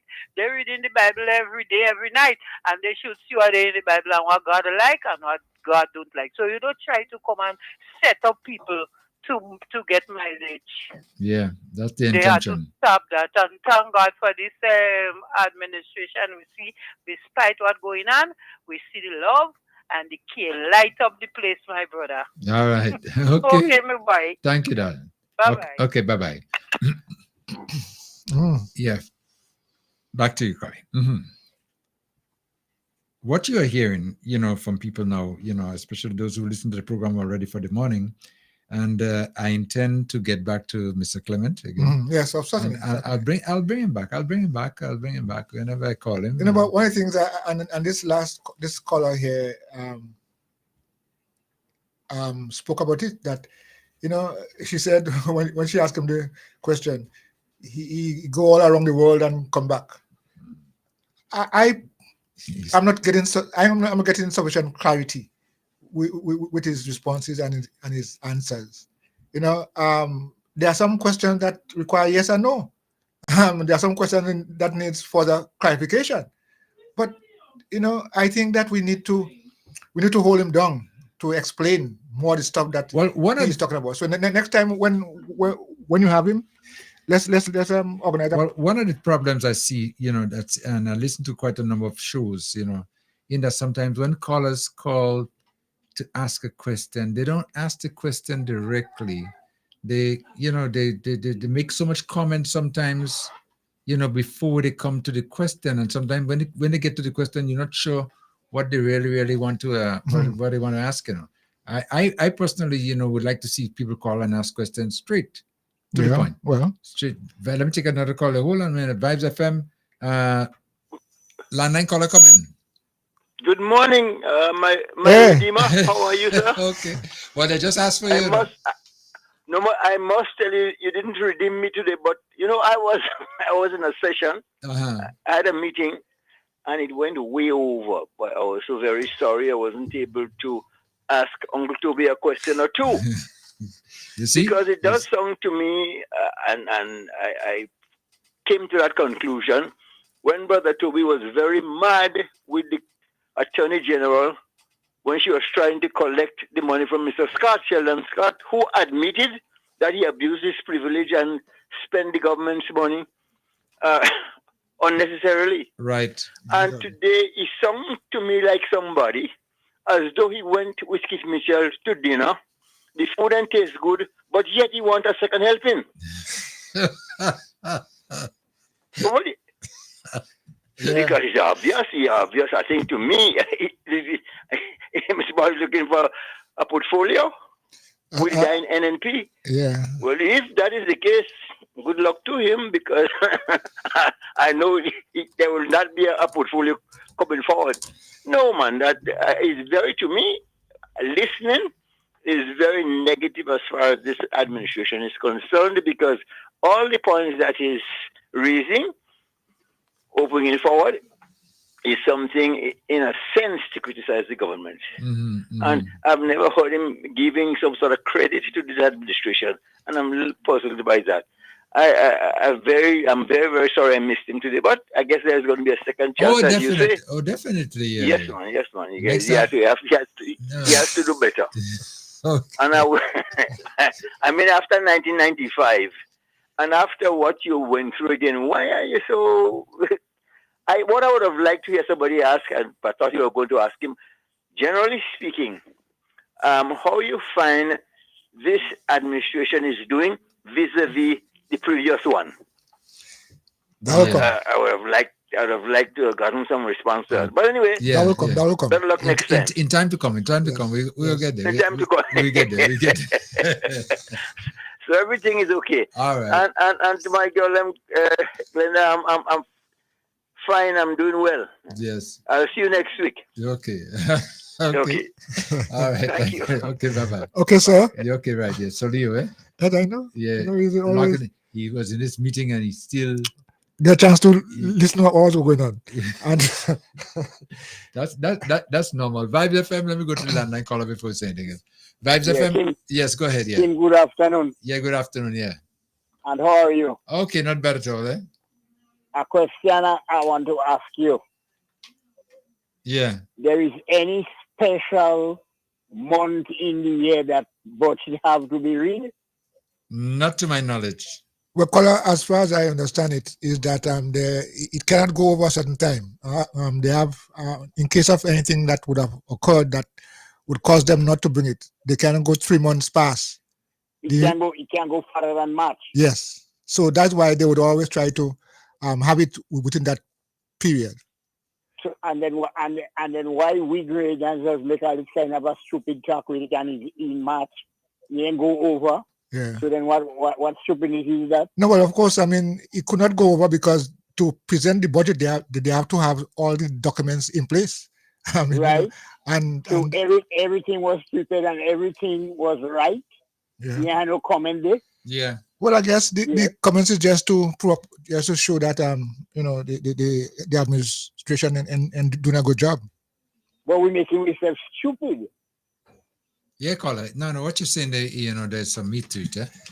I mean, because if you have a deadline of March, what's the problem? No. What's the problem when you don't go over? Yeah. If you go over, then you give people Then- chance to say things. Right. Okay. Simple like that. In fact, one caller asked the question: was there any legal illegality You rather? understand? Yeah, in and because it was thing that time. No, I mean circumstances, and so Everything was legal in order. Right. So then who you want to blame? Okay. Stupidness you get in on with when you do those things. All right, caller. Caller, thank you for Caller, thank you. Thank you so much. Okay. Okay, Kim, I listening. All right. Keep on listening. Okay. And I listen, me boy Tobias. Yeah. They're waiting to see how David picking up and guys where they want to pitch themselves. Well, let's wait and see. Well, we watching. We watch it. Okay. Keep going back just when he come out, remember he was here alone and then when he take the thing from Blaine. Yeah. He and Malcolm Antoine come in and then he going back out as he come in, empty you come, empty you shall go. Okay. All right. So yeah. we there with them there. Okay then. Okay, caller. All right. Right. Okay, Thank bye you. bye. Next WhatsApp caller? Oh, Yes, go ahead. hi, good afternoon. Good afternoon to you, Kim, and good afternoon to Mr. Coy. Yes, good I didn't want to call, but when I heard Mr. Joseph spoke, I totally agree with him. I think your friend or whatever, I think he was so negative, and I'm really disappointed, Kim, that you didn't ask him the hard questions, or you didn't question him on the silly things he was saying. I'm a little bit disappointed. And I know he's a student and all of that, but I was a little bit disappointed in you not asking him the hard questions or when he's saying something wrong, you correct him. Well, That's all I have. Caller, let me quickly respond to what you're saying. My position, is that I give the listeners, those, listening to the program, the opportunity to get the questions out there, rather than me questioning all the time. Right. So that's why. So Well, I understand I that want too, to take up all but he didn't give us a chance to ask him a question. Which I would have loved to be able to ask him a question, but he's not there now. Next time. I'll wait for the next time, and I hope Mr. Joseph would be there when you get him back on that program. Okay, caller. Okay. All you have a good evening. Thank you. Thank you so much. Thank you. Okay. All right. Let's continue. 443-0101. 443-0101 and 403-0101. 458-1914. 458-1914. Because sometimes in this seat, you try to give people a chance rather than you taking it. Sometimes you take all the talk. Give us let me get some talk too. Yes, so I sometimes would stay back and allow people to ask the questions and make the contributions. Let me go back to the phone again. Vibes FM, you are on the air. Caller coming now. Yes, thank you very much. President, good evening. Hi, Mr. Connie, good evening. How are you doing, sir? It's Michael here again. Yeah, I'm doing good, man. Good. Thank you, Mr. Coy. I don't want to get into too much of the political affairs. Mr. Coy, are you still affiliated with the Human Rights Association, Human Rights Business, or whatever it was? Because, I'm still here suffering 46 years after the revolution, the loss of my property. I'm not being compensated. Although I could file claims and whatnot. The Claims Commission, I have the book of that. The Truth and Reconciliation Commission, I have the book of that. And I'm deeply inside of that book with a lot of tortures, a lot of headaches, a lot of problems and whatnot. I don't know if you're still involved in that. I cannot discuss that with you on the phone here, but maybe your answer is I'll probably listen to you over the radio. Thank you very much. Well, even caller, even before you go, the answer is yes. I'm still involved. At least at some stage, you can call me and we can have a chat and we can see what can be done. Because I know from the years gone by, the struggles that occurred in those times. So yes, I am, and you can always call the station and get my number, and we'll take it from there. Vibes FM, caller you next. Caller. Hello. Yes, hello. Yes, go ahead. Hello, Kim. Yes, go ahead. Yeah. I have a suggestion for you. You said you are going to bring back Tobias NNP Clement in the future. Tobias Clement. If you bring him back, yeah. If you bring him back, you may have to recuse yourself because of your friendship and have Leo or Coy host the program. Okay. All right. I could refuse. No problem. All right, caller? Because I'll make sure Solio is here. Koi, are you there? And then and the callers. And the callers. I mean, that's all. It's just a matter of trying to get information so that we can understand. No. I'm not knocking. I understand that to maintain what you have, just let Coy or Leo loose on the man. Okay. And the callers, yes. Yes. The callers. And the callers too, yes. Yeah, callers. I agree 100%. Okay. All right, we're waiting for that. Okay, all right. I like that. I really like that. That's nice, eh? But Kim, you always say, I mean, if you go back and listen to all those shows, well, I would say most, you always make the point that this program is for the listeners. Yeah. Yeah. So the point is that, I mean, sometimes we have ideas in our head and things we want to find out, but at least sometimes you have to give way to the callers so that because at the end of the day, they need to know, they need to understand. And this is one of the reasons why sometimes people call me and says, but you must talk about this or you must talk about that. Well, I say, well, why don't you call the program? The program is there for you to call and air your views or concerns. I mean, it doesn't mean that. But say to me, Kim, you must tell him that, ask him that. But you could call too. Vibes FM, caller come in. King. Yes, go ahead, yes. Well, it's me again, eh? Yeah, no problem. I have something on the mind here now. Yes, go ahead. this is for John Rollo. Uh-huh. Oh Lord. He always comes on and calling our Prime Minister so-called, our Governor General so-called. And I want him to stop it. He's a good friend. And I hope he's listening. Okay? Yeah. The people should call so-called Prime Minister. that he's not doing it. Yeah. Right now we have an opposition leader. You can give her that because Master Willie is in control still. So he can call her so-called opposition, not our Prime Minister and our Governor General. Yeah.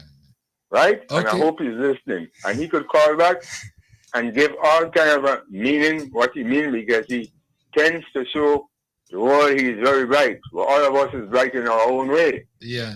And I want him to stop calling our Prime Minister so-called. He is the Prime Minister. And our Governor General, she is the Governor General.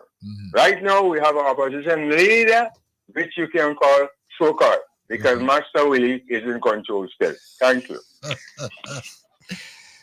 Yeah. Guy? Yes. I like it. Yeah. Yeah. Share your opinion. Mm-hmm. Give your version. That and what he's saying there, you know. But no, I mean, I think the callers interpret things in a particular way, and we have to listen so that people might be able to understand where you're coming from. I think we have to be more careful in terms of how we communicate. Yeah, how we communicate. Yeah, you're right about that. 443-0101. 443, take the numbers down, 443-0101 and 403-0101. We got three numbers, 403-0101 and also 458-1914, 458-1914. It's always interesting, Coy, whenever we get our guests, especially like Mr. Clement, who was here on this morning, and to hear some of the feedback that we get, from the views or the, whatever was said. It's always interesting. Yeah, I mean, it's always, I mean, we can't assume some people thinking in a particular way.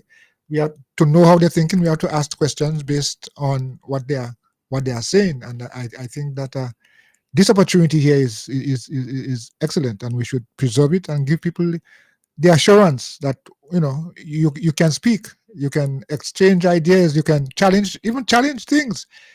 It is a time when we could iron out our differences, support each other. But at the end of the day, we all respect the fact that we are all citizens of this state, and we need to work with and help each other. Okay, now there's something I want to touch on too, because people have been looking and making comments about what's happening in Carriacou and how Carriacou has changed. Now, I had some friends who came over here just about a week ago, and they were, surprised, gracefully surprised, if I use it that way, to see the improvement that has been done in Carriacou since after the passing of Beryl. And the minister in particular should be commended on that, and the government as well too, because we've been getting support from the government. And there's so many projects in Carriacou that's going on right now. But one of the things I looked at again intensely is the cleanup process. What took place here? I don't know if you have been to Haverville lately and see the compacting of the aluminum sheets, galvanized and metal, and the way it's done there. Have you visited to see? The effort that was made and the amount of debris that was compiled, especially in that area, that we have to get rid of in a matter of time. Yeah, well, no, I haven't seen the most recent work there that's been done, but I envisage, I understand that it is supposed to be, the last phase, where they are going to be from there is going to be going to the boat and heading out of these waters. A lot of things are happening, and I have been when I passed through some areas where they had debris. You look at it and you wonder, was this the same place that a few weeks ago you couldn't see anything? When you say you couldn't see anything, you couldn't even see the damn ground. It was packed with all kinds of debris. And it is an example, an indication that things are changing. That's part of the change from debris to just having it cleaned up. And from the time I heard the plans in terms of after they would have removed the debris, they are going to be bringing some kind of metal detector, pass it on the field. I'll get into that because I've been listening to them on that too as Yeah? well. But let me take a call first. Go ahead. Vibes FM, caller, you are on, caller. Good afternoon. Yes, good afternoon. Yes. I'm just trying to find something from you. Do you have any availability in your apartment for the weekend? Yes, we do. Yeah, call it back later. Okay, no problem at all. Okay. Now, Koi, you just been speaking about the process. The process with the roller that has a metal thing in it to pick up all the metals and all the nails, all the things that would have back on the field. What they have done, asking the callers to please hold on a while. Yeah. What they have done in the Dover area, after they clean up the place, properly, get all the metal out, and resurface. And in Hillsborough, you see how beautiful that recreation ground is looking now, and they are getting a sweeper to get the rest of the bits of metal out. Then they're going to put the resurface, and then they're going to put some turf on. Yeah. Just imagine that. I mean, and it's better than it was before. And it is good that we can have this all playing field, compatible to for practicing and so for running. It's going to be very, very positive. Vibes FM, caller, come in. Caller, hello. Yes, caller, come in. Yeah. Yes, go ahead. Yeah. Hello. Yeah. Hello. Yes. Good afternoon. Yeah. Good afternoon, my brother. Yeah. Uncle Leo been absent, but he's still present and listening. I heard him. Okay. All right. Yeah, compare Koi and compare.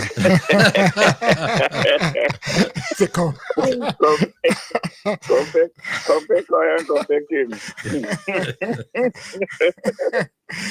Oh boy. Yeah. Oh yeah. Yeah. Those days. We're gone are those days. Mm-hmm. But you not even want to, the young people didn't even want to call it older folks Mister now. But Color, I mean, I heard you saying compare, but Macme, I mean, how does it sound in your ears now, and as it was in those days when you always hearing compare Macme and so on? Well, this morning is the first time I heard it in about 20 years or more. That's why I say let me say it again, let me repeat it now to y'all guys, because it's not something else here anymore. Yeah. Even though, and I think it stems from, if it stands for my child or I stand for your child, we compare. Yes. Right. Yeah. And if it's a lady, the lady is Macme. Yes. And parent. No. If it's a child, is parent. No. Isn't that so? No. You're godfather and godmother. Okay. That's how I know it. Okay. I know with parent coming. First time I hear about parent. What? Okay. Parent is part of the two. Yeah. I know, yeah. But I just want to say I believe that all that is French. That comes from the broken French we've been most likely, yeah. Hold back, because those words sounding like French to me right now. Sounding like French. Yeah. What I want to say, the kite flying. I remember if you say you used to fly a kite when you was a little boy, I think we was around the same age group. That would have been, as Kim, I think corrected you after that, there would have hardly be lines, electrical lines. Yeah, we didn't have that. No. Yeah, that crossed my mind when you say you were flying kites and you was a little boy and you used to go up on the hill and I used to do it too. Yes. And there were no lines to hold your kite. You just need to worry about the trees. The trees was the problem. Those trees. That was about to say, only the trees. Yes. And I know you all know about Gomier tree. Yes, I mean. I climb Gomier tree, and Gomier tree needs to climb. Boy, just to get the kite down? Just to get the kite back. What do you mean? I love kite. I love my kite. No, I used to make some nice kite. I used to make it myself. But custom made built. No, I had a kite factory. I used to make kite and sell. You're crazy? What? But I just used to make the fly for myself. Okay. Because back then in our time, my time in the village, everybody making their own kite, and we used to have a kite competition. Who could make the biggest kite? Who could make the kite this and right. And I don't know if you all remember putting razor blade in your kite tail. Yes, to cut it in. That was ridiculous, you know. Well, that's part of the fun. That's part of the fun. Hold on. My kite flying good. Now, look, Yeah. There's a certain time we used to have, like on the Easter Sunday, when you put in the blade in the kite tail, you know, to cut other people's kite. But normal times, you see a kite, they flying so nice with all the twine there, and a man coming down the road there, you have a blade in the kite tail. Pass across yours and just cut the thing. Yeah. No. No. No. I mean, I agree, Toy. That was the fun of it. That was the fun of it. It wasn't for anything. I mean, people, and you have times you would move your kite so it wouldn't be in the way. All that's part of it. You know, it's a fun. You had to duck the next man kite tail. You had to duck from it. So Yeah. So it's like a game, you know. So then they put in about 5, 6, Yeah. 7 It was a game. Yeah. It back then was that was our television show, so to speak. Yeah. But color, tell me now, what does the singing of the kite mean to you? Have you ever had the opportunity to pull down your kite and fix the, how you call it again? The singer? The singer? Mad bull. Yeah. Mad bull. Mad bull. Right. So, I mean, because the singing part of it also brought, in my view, that kind of good feeling. You're watching the kite up in the air and it's singing, man. Yeah. Well, you see, the good thing about it is that we're able to tune it to the way we want. You know, if you tighten it, yeah. You sometimes Make a decide different the sound. size of it. Yes. Sometimes you gotta trim it down or make it bigger. If you want to go like boo, you make it big. If you want to go you cut it down. You know, you tighten it. You know, depends on where you stick it with too. You get a different sound. You know? Come on, Cherry. I saw a 3 and 4 mad bull on the kite. Oh God! It's a different tune. Yeah. So when he duck, when he duck, yeah. And when you want your kite to get on bad, so to speak, shorter you tail. put a little tail shorter. What? And it will move from side to side and keep Winding moving straight. and make more sounds. And yes. No, he was a kite man. He was a kite man. Yeah. I actually, let me tell you, I used to go in the morning and fly kite and take breakfast and don't take lunch until I come back home in the night for dinner. Yeah. I used to have kite flying for breakfast. Oh God. For lunch, I mean, sorry, for lunch. But now you're alone. Kite flying. Gosh. Flying kite for lunch. But do we still have the same kind of focus on kite flying, or just kite flying is just the meaning of it? No. I mean, I don't know. I don't find much. There might be 1 or 2 kite lovers that have that thing, but it's not as popular as because you see now you have all kind of things to attract your television, this, that, the other. Right. Game on your phone. Yeah. I drive on the train or the bus and I just watch people. I hardly go on my phone unless I have a call coming in or something, a message to send urgent. And I watch people and everybody is on their phone. There's this elderly man, I'm sure he's in his 80s, always watching his phone from the time he take the bus till he reach when he drop off on the airport. And I'm like, what? I can't do that. See, I have to pay attention to my surroundings. No. But as you just mentioned, there in those days, you know, we didn't have anything much to keep us entertained. So kites was it. Yeah. Uh-huh. Yeah, that was entertainment for me. Right. Easter time. Yeah, but before Easter, I started flying from time January come. Yeah. Right at Easter and even sometime past Easter. Yeah. What? They never call it police. They never call it police for you. For the singing, living up in the night. Back then, no. Back then, everybody loved kite.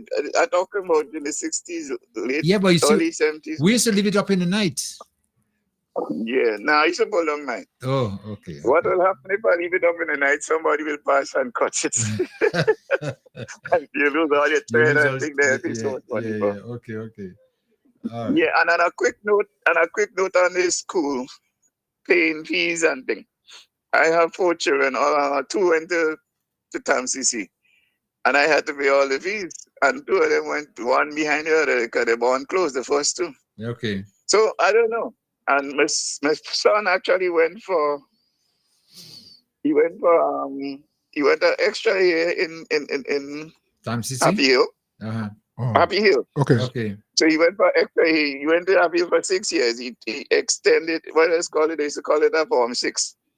Okay. And then after that, he went to Time CC for 2 years. And I had to pay 2 buses for him to go from Grandlands housing scheme to Happy Hill. And I used to make it. I know how some people, like, they didn't have no plans for the children. You just decide, okay, make them and let government pay everything for them, including bus. I had an account at Score Bank where I could have go and get a $5,000 loan anytime close to school opening to take care of all those things. And I pay monthly during the year. Every month I pay the bank, yeah. So you have to have plans for your children for their education. I'm not saying the government shouldn't help people. That don't get me wrong. But if the government help me with the tuition, what on earth the bus fee? Yes, compared to that. You would need to pay for the children to go to school.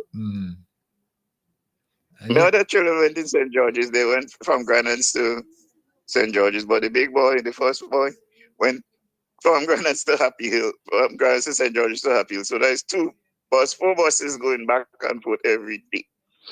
He went to school for an extra year in Form 6. And then he went for 2 years, study Chicago. CC for 2 years, study Chicago. So I've done. You can help me situation with me, I wouldn't even find it. Yeah. Yes, go ahead. Yeah. And food? This is ludicrous because children. So breaking up. The university and people who that take that go to their jersey or whatever uniform or thing they have that for that. Sorry. You're not interested. You have no interest in your education. Yep. If you can do something wrong. Yeah, caller, you're breaking up. Yeah, you're breaking up now. Yeah. Okay. Congratulations for it's the people and the who are wonderful thing for them to pay this distance.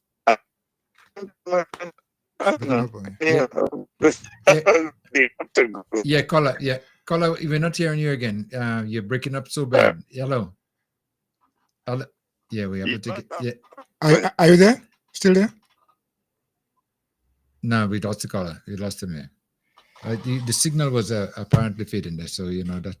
And next caller, landline. Oh, hi. Yes. Oh gosh, I've been waiting.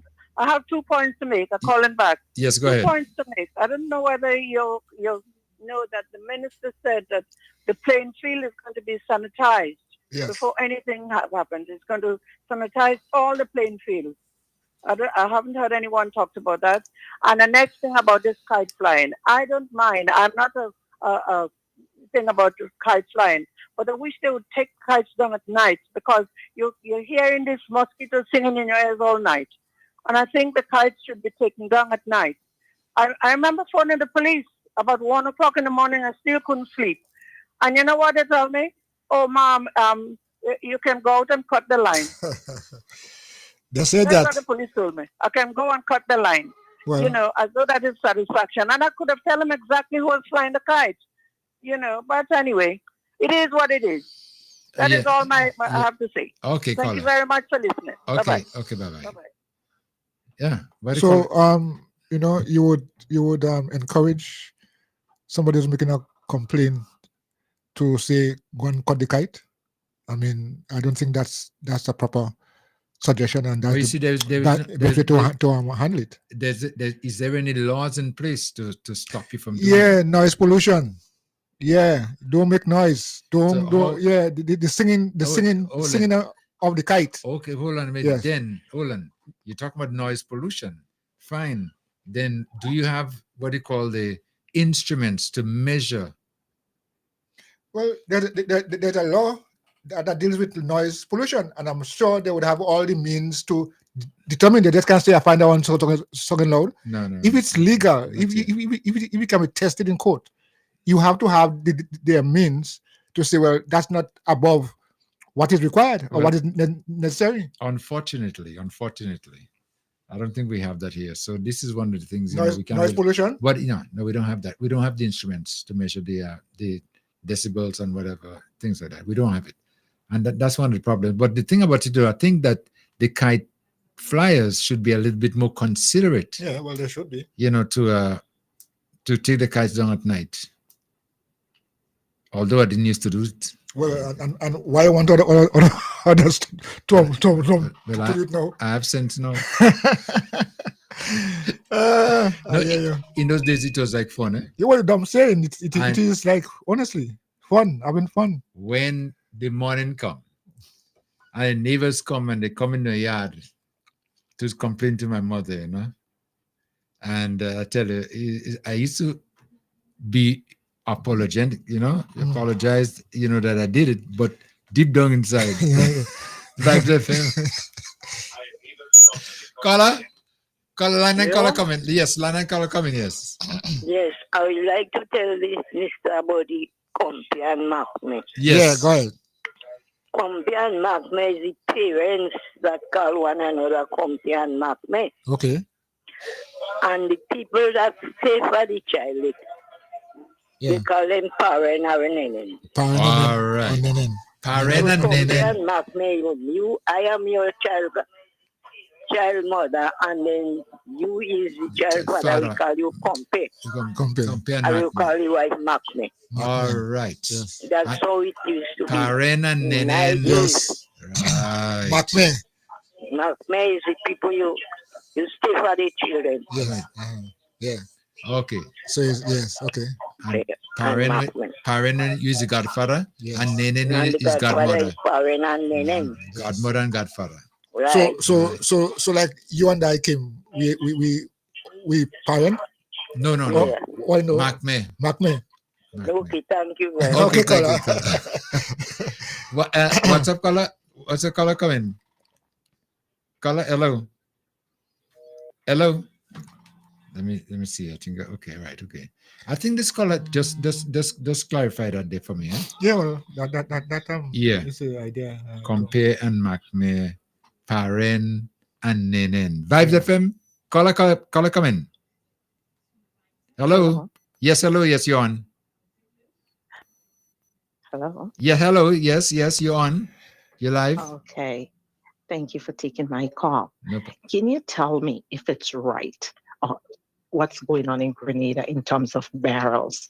Now, I shipped a couple of barrels to Grenada, and they said that a few weeks ago, they found the barrels or whatever leaving Canada, and so it's subject to all kinds of searches, which I don't have a problem with. But the thing that upset me is that they got the barrel, they went through the barrels, that's fine. There was one barrel that had an extra piece of tape at the top. The custom officers thought that bag was, found something suspicious about it. She opened the bag. That's fine.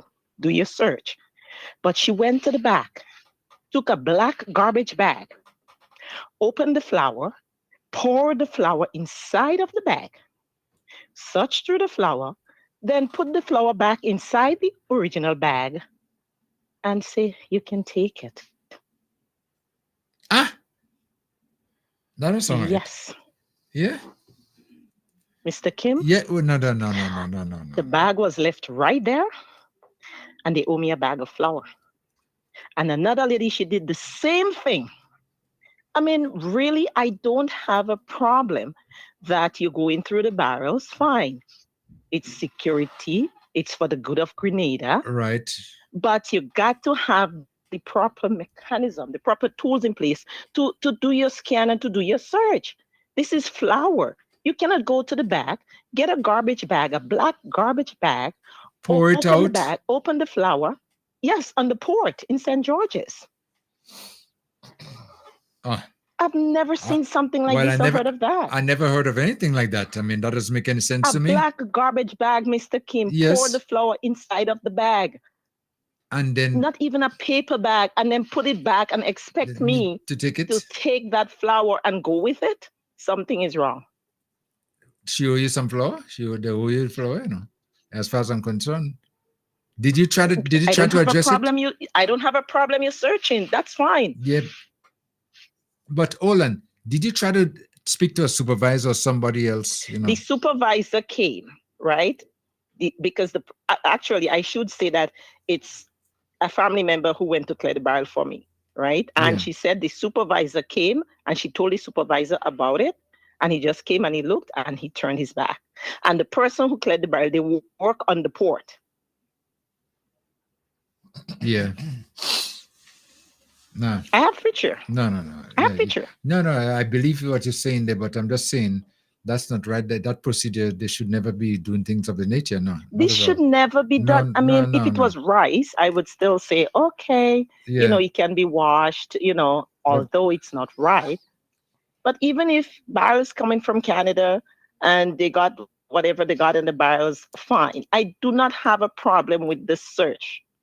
But it's the way in which it was conducted. And I will take it up and I will go to whoever I have to go to, that no one else should have to go through that. Search the barrel, have the right tools to search the barrel, I'm fine. Mm-hmm. But not the manner in which she did that. I mean, this was like, and I have a picture. Yeah. Oh boy. This is ridiculous. Yeah. I would advise you, try to bring to the attention and try to deal with it. Get some. Yes, thank you so much. Do that. That make no sense. Thank you, caller.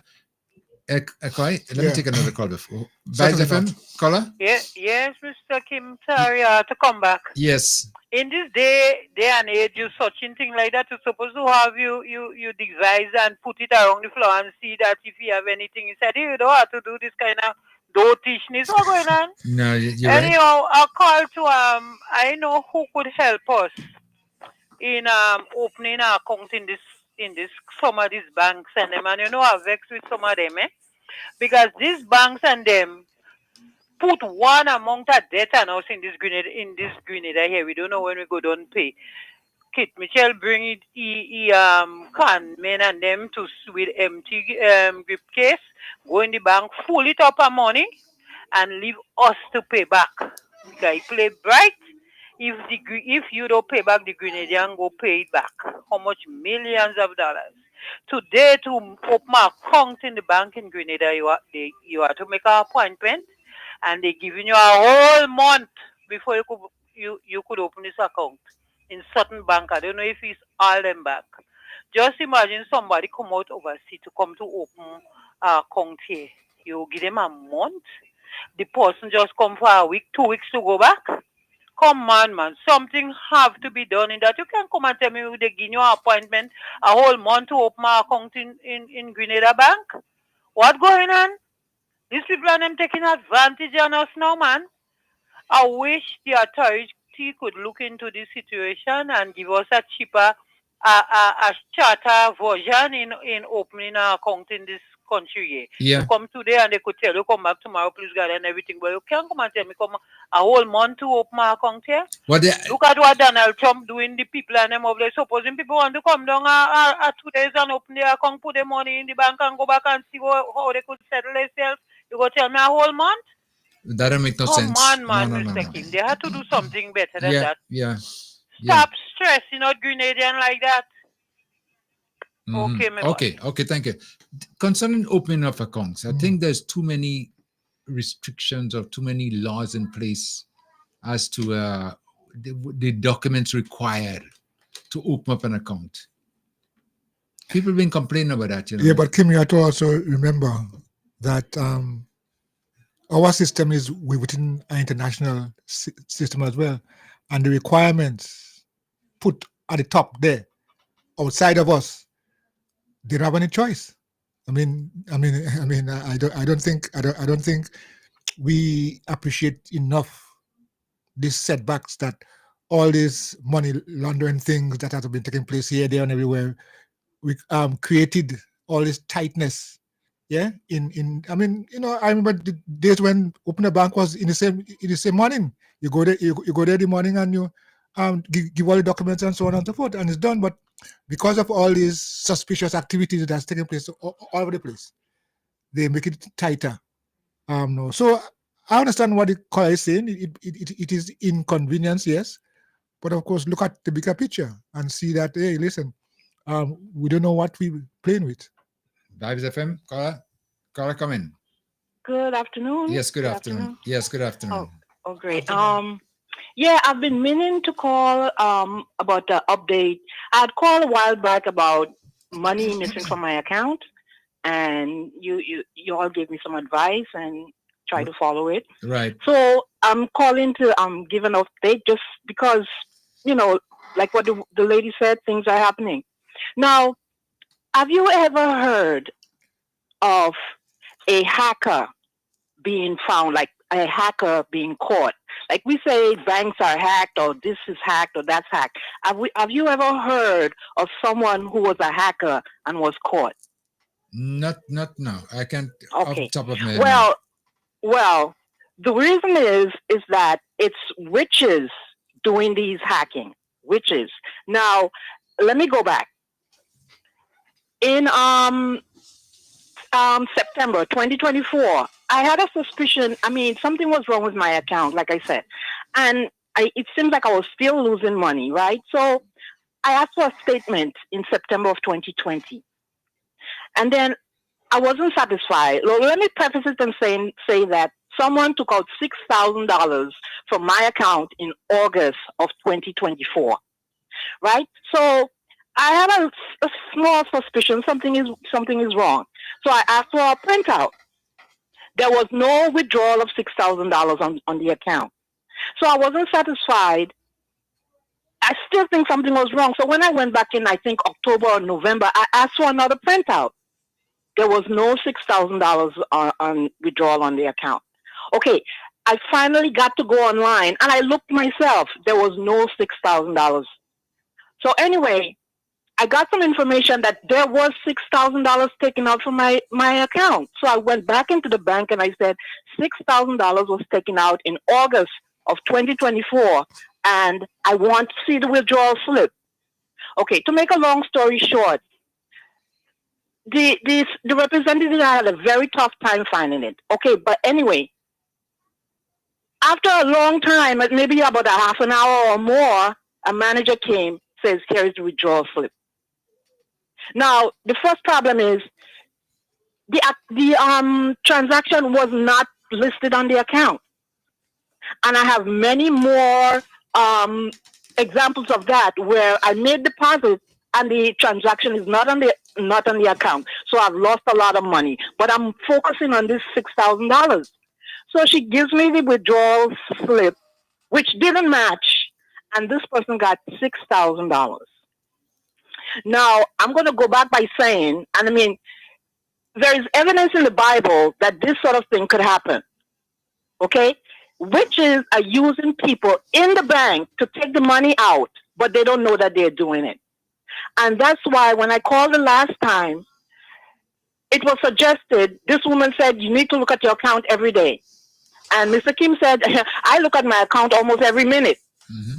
So I want to encourage people that when you open a bank in Grenada here, well, my account is with Core Bank, but I'm sure it's happening with the other banks. When you open an account here, you have to look at your account every minute, like Mr. Kim, because there are people taking money out of your account, and it cannot be traced, and they're calling it hacking. But it's not hacking; it's people that's doing it. But it's it's a long story. But I just wanted to I said, well, can you show me the video? They don't want to show me the video on anything. One manager said, get a lawyer. Okay, so I must get a lawyer, but they have all the videos of the activity. They have all the videos of the activity, but I must get a lawyer. And so far, I haven't gotten back any of my money. And there's a lot of withdrawals that was done on my account. Yeah, to put it short, Caller, to put it short, yeah. every time I make a deposit, the person withdraws the money. And that's what's been happening for a very long time. But I wasn't focusing. Yeah, go ahead. I'm sorry. No, I want to find out something. You saw the withdrawal slip. There must be some name and some signatures or something of that to be able to identify who did it or what transpired. There must be. Well, okay. Yeah. They know what transpired because they have the video of it. It was over the counter. The person walked into the bank. Well, what they're saying is that I took the money out. So I'm saying, show me the withdrawal slip or show me the video. They said they're not going to show me the video. The signature doesn't even match. It's the same thing in 2023. Someone came here to my house in Carriacou, take my co-op bank card, went to Grenada St. George's, walked into a floor shop, topped up $25 on my card. And when I'm asking for the information, no, they don't want to give me the information. They took out a lot of withdrawals from the ATM. No one wants to give me the information on who. Show me the video of what happened. They don't want to do that. So I'm just trying to encourage people. Don't let these corrupt people get away with your money.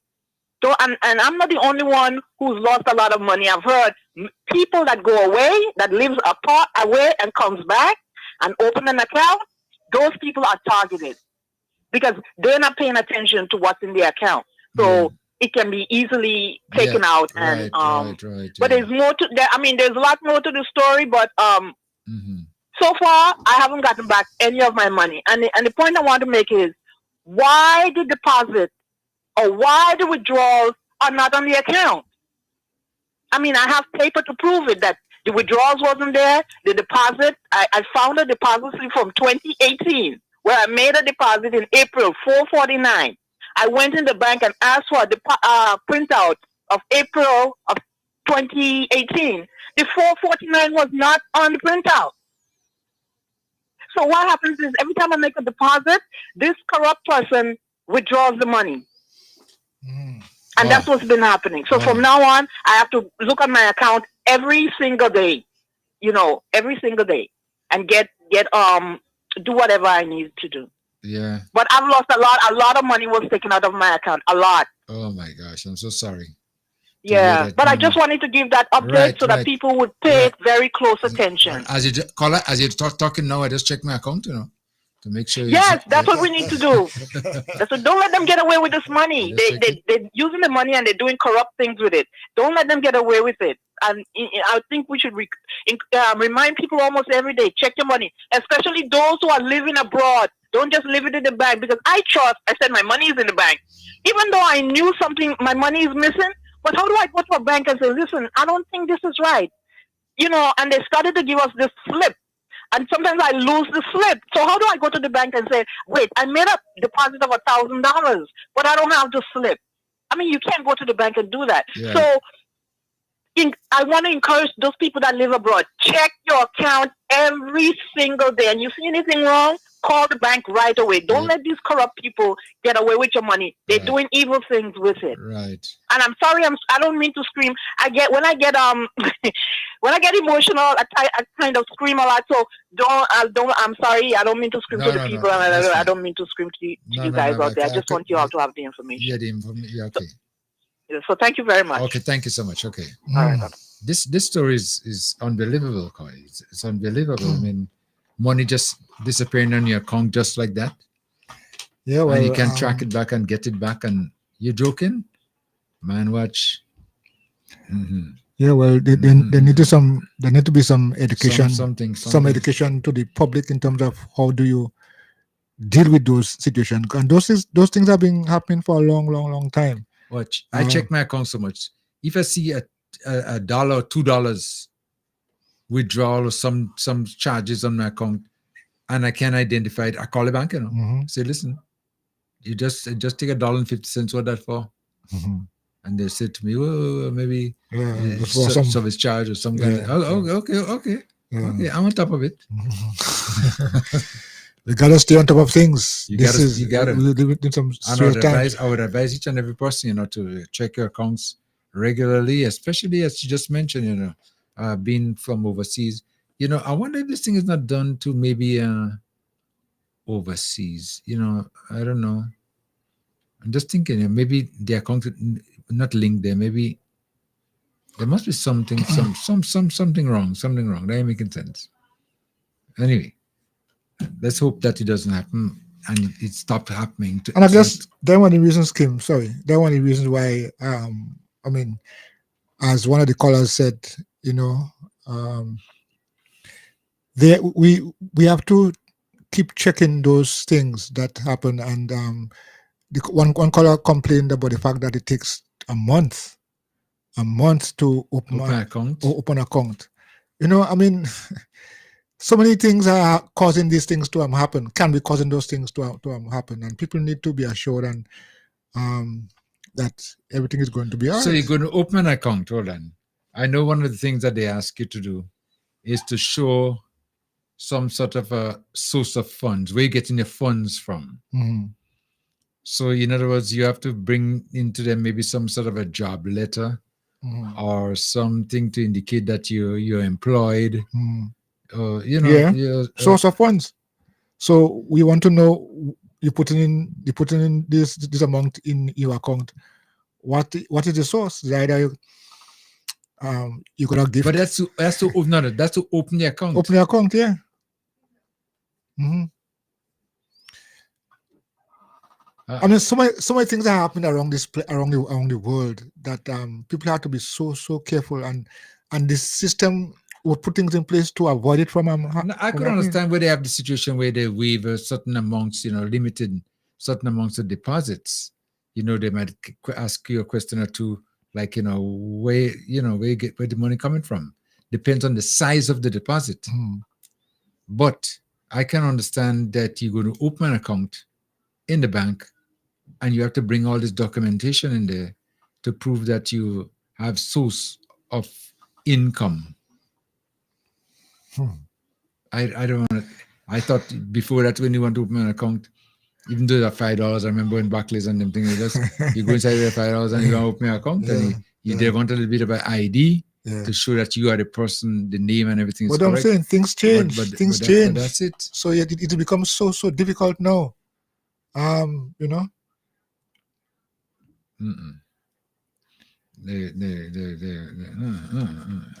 ain't get it. But anyway, I'll do a little bit of an investigation, and to what is needed again to open accounts and how long it takes. Because this 1 month thing, I just can't believe 1 month, to open an account. No. What they have to do, they have to go through some sort of a vetting process. Well, I guess. Ensure that what the information you give is accurate and correct. So yeah. That's part of their making sure that everything is all right from the policies. Yes, and no, well, yeah, the always done, because you can tell you come to open an account with $100,000. Well, that's you don't want to be harboring those kind of things, so you want to make sure that the source of that funds come. I can understand cash into those light and big sums, but not that. Let me take a caller. Okay. Ask you WhatsApp callers, please hold on. Landline caller first. Landline caller coming. Why is so much trouble now when to go and open an account? Because remember, in the early days, you didn't have all these job business and what. So you could have go in the bank, you do a little bank, or you sell a little nutmeg and coke, you could open a bank. But now so much jobs and all different things going on. That's why you see they have so much restriction now in the bank with you coming with a certain money, where you get it and how you get it. That is why the restriction came. So just think about it. Yeah. In the early days, people had a coke and a nutmeg. But now so much job business. That's why this thing is going on. Yeah. Okay? Yeah. And this thing about washing money too is another issue. Yeah. Vibes FM, Vibes FM, WhatsApp caller coming. Hello. Good afternoon. Yes, good afternoon. Kim. Good afternoon, Milton. Good afternoon. Yeah. Good afternoon. Yes, afternoon. I'm calling again. I know there's not much time.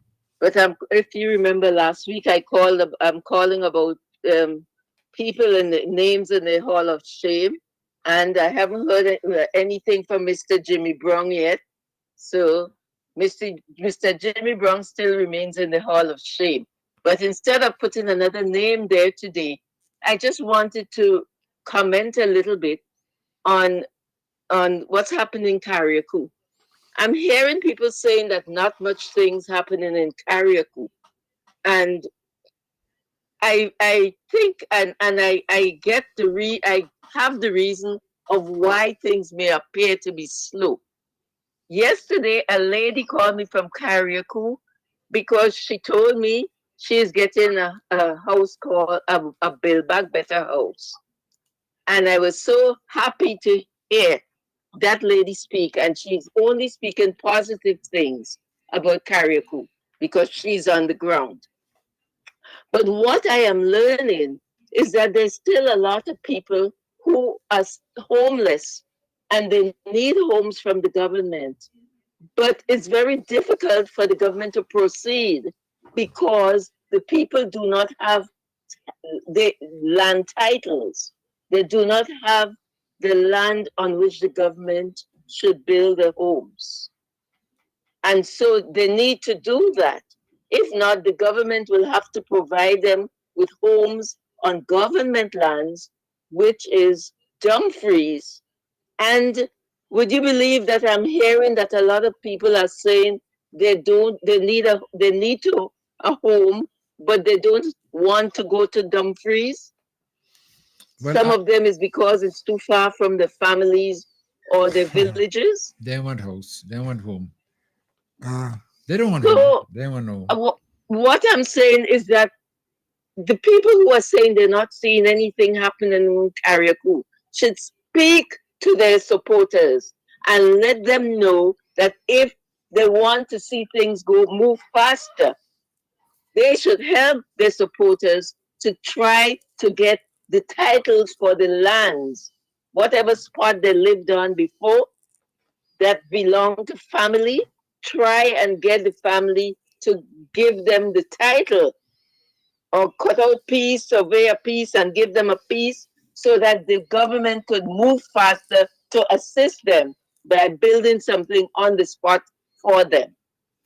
Well, Color, I think I'm calling on Mr. Nolan Cox at this time to please help your people to get titles so that explain to them how important it is to get title so the government will be able to help them faster. Yeah, what do you think about that, Kim? No, but Cox is the one who's been spreading the stories for the longest while that nothing happening in Carriacou, you ain't seen nothing in Carriacou, and all these negative things about Carriacou, you know. So I believe that the supporters, they're just singing the same song, whether it's a good song or a bad song or whatever, they're singing the song. But he can help. He can help in this way if he were to talk to the people and point out to the people, if you do not want to go and live where the government has lands, well, then you'll have to get your own. So get a title, get your own title, and the government will be able to help you faster. Caller, I live here and I could tell you, I listen for stories all around. And one of the things that people might say they don't want the house in Dumfries is because that they are not supporting the government, and the government is giving the houses to supporters, non-supporters, whatever the case might be, they are giving it to you. But they are scared that if the supporters accept the house that's given to them, they would lose the support. So they're not encouraging them to accept it. We know when I said it. I could tell you, if you ask me any question, I could answer any question. I'm on the ground. I listen to people from time to time. And this is one of the problems that we have right here now, is that people like Cox and them spreading all these rumors, bad rumors, and to the supporters, and the supporters just singing the song, whether it's a good song, a bad song, any note, any key, and that's what's going on. You know that? But you know, Kim, a lot of people, before the hurricane, a lot of people lived in houses. Mm-hmm. They lived in houses, but the lands were not theirs. And the government is willing to help them now, but the government will not go and build a house for somebody on land that's not theirs. So maybe if the people know this. No, but there's a situation now you know, if the, Caller, hold on. There's a situation now where I know it's from speaking to those in authority that even though you didn't own the land and they could get some proper information or commitment from the owner because you've been there for X amount of time, whatever, they are willing to waiver that part of it and to give the house to you. I know of situations where that's been discussed. But all these things are going on, but the same thing that's going on the other side then with Coxon running his empty mouth about nothing happening in Carriacou. He should stop that nonsense.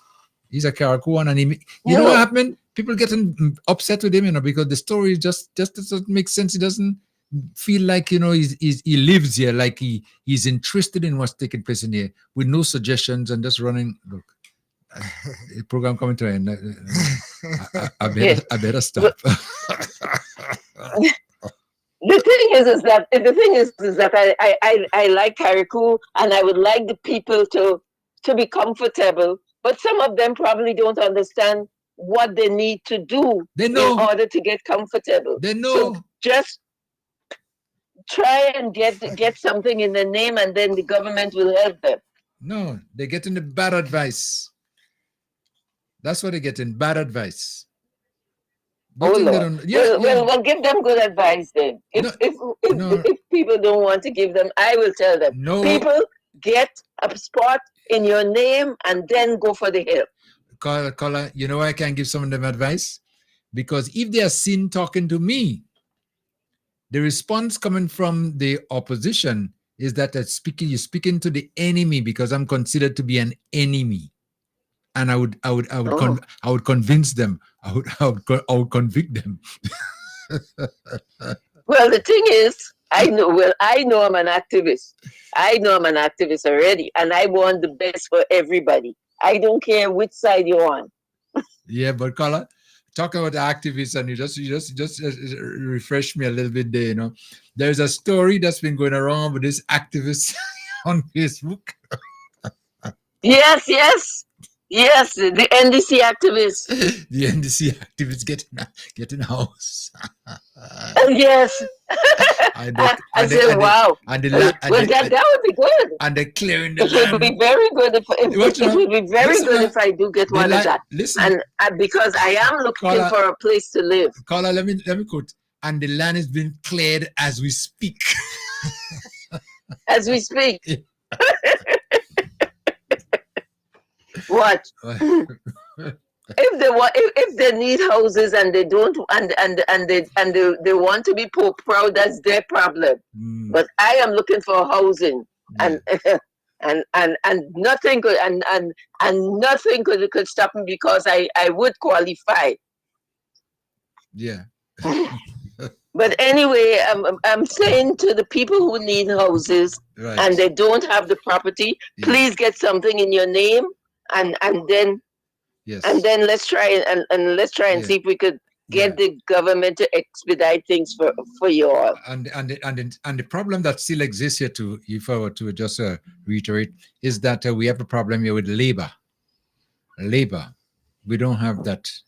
There's a problem with labor. So even the people would get the land too and get authorization, they still would be on a sort of a waiting list because our labor force is down to zero. You just can't find down to zero. Yeah, it's that bad.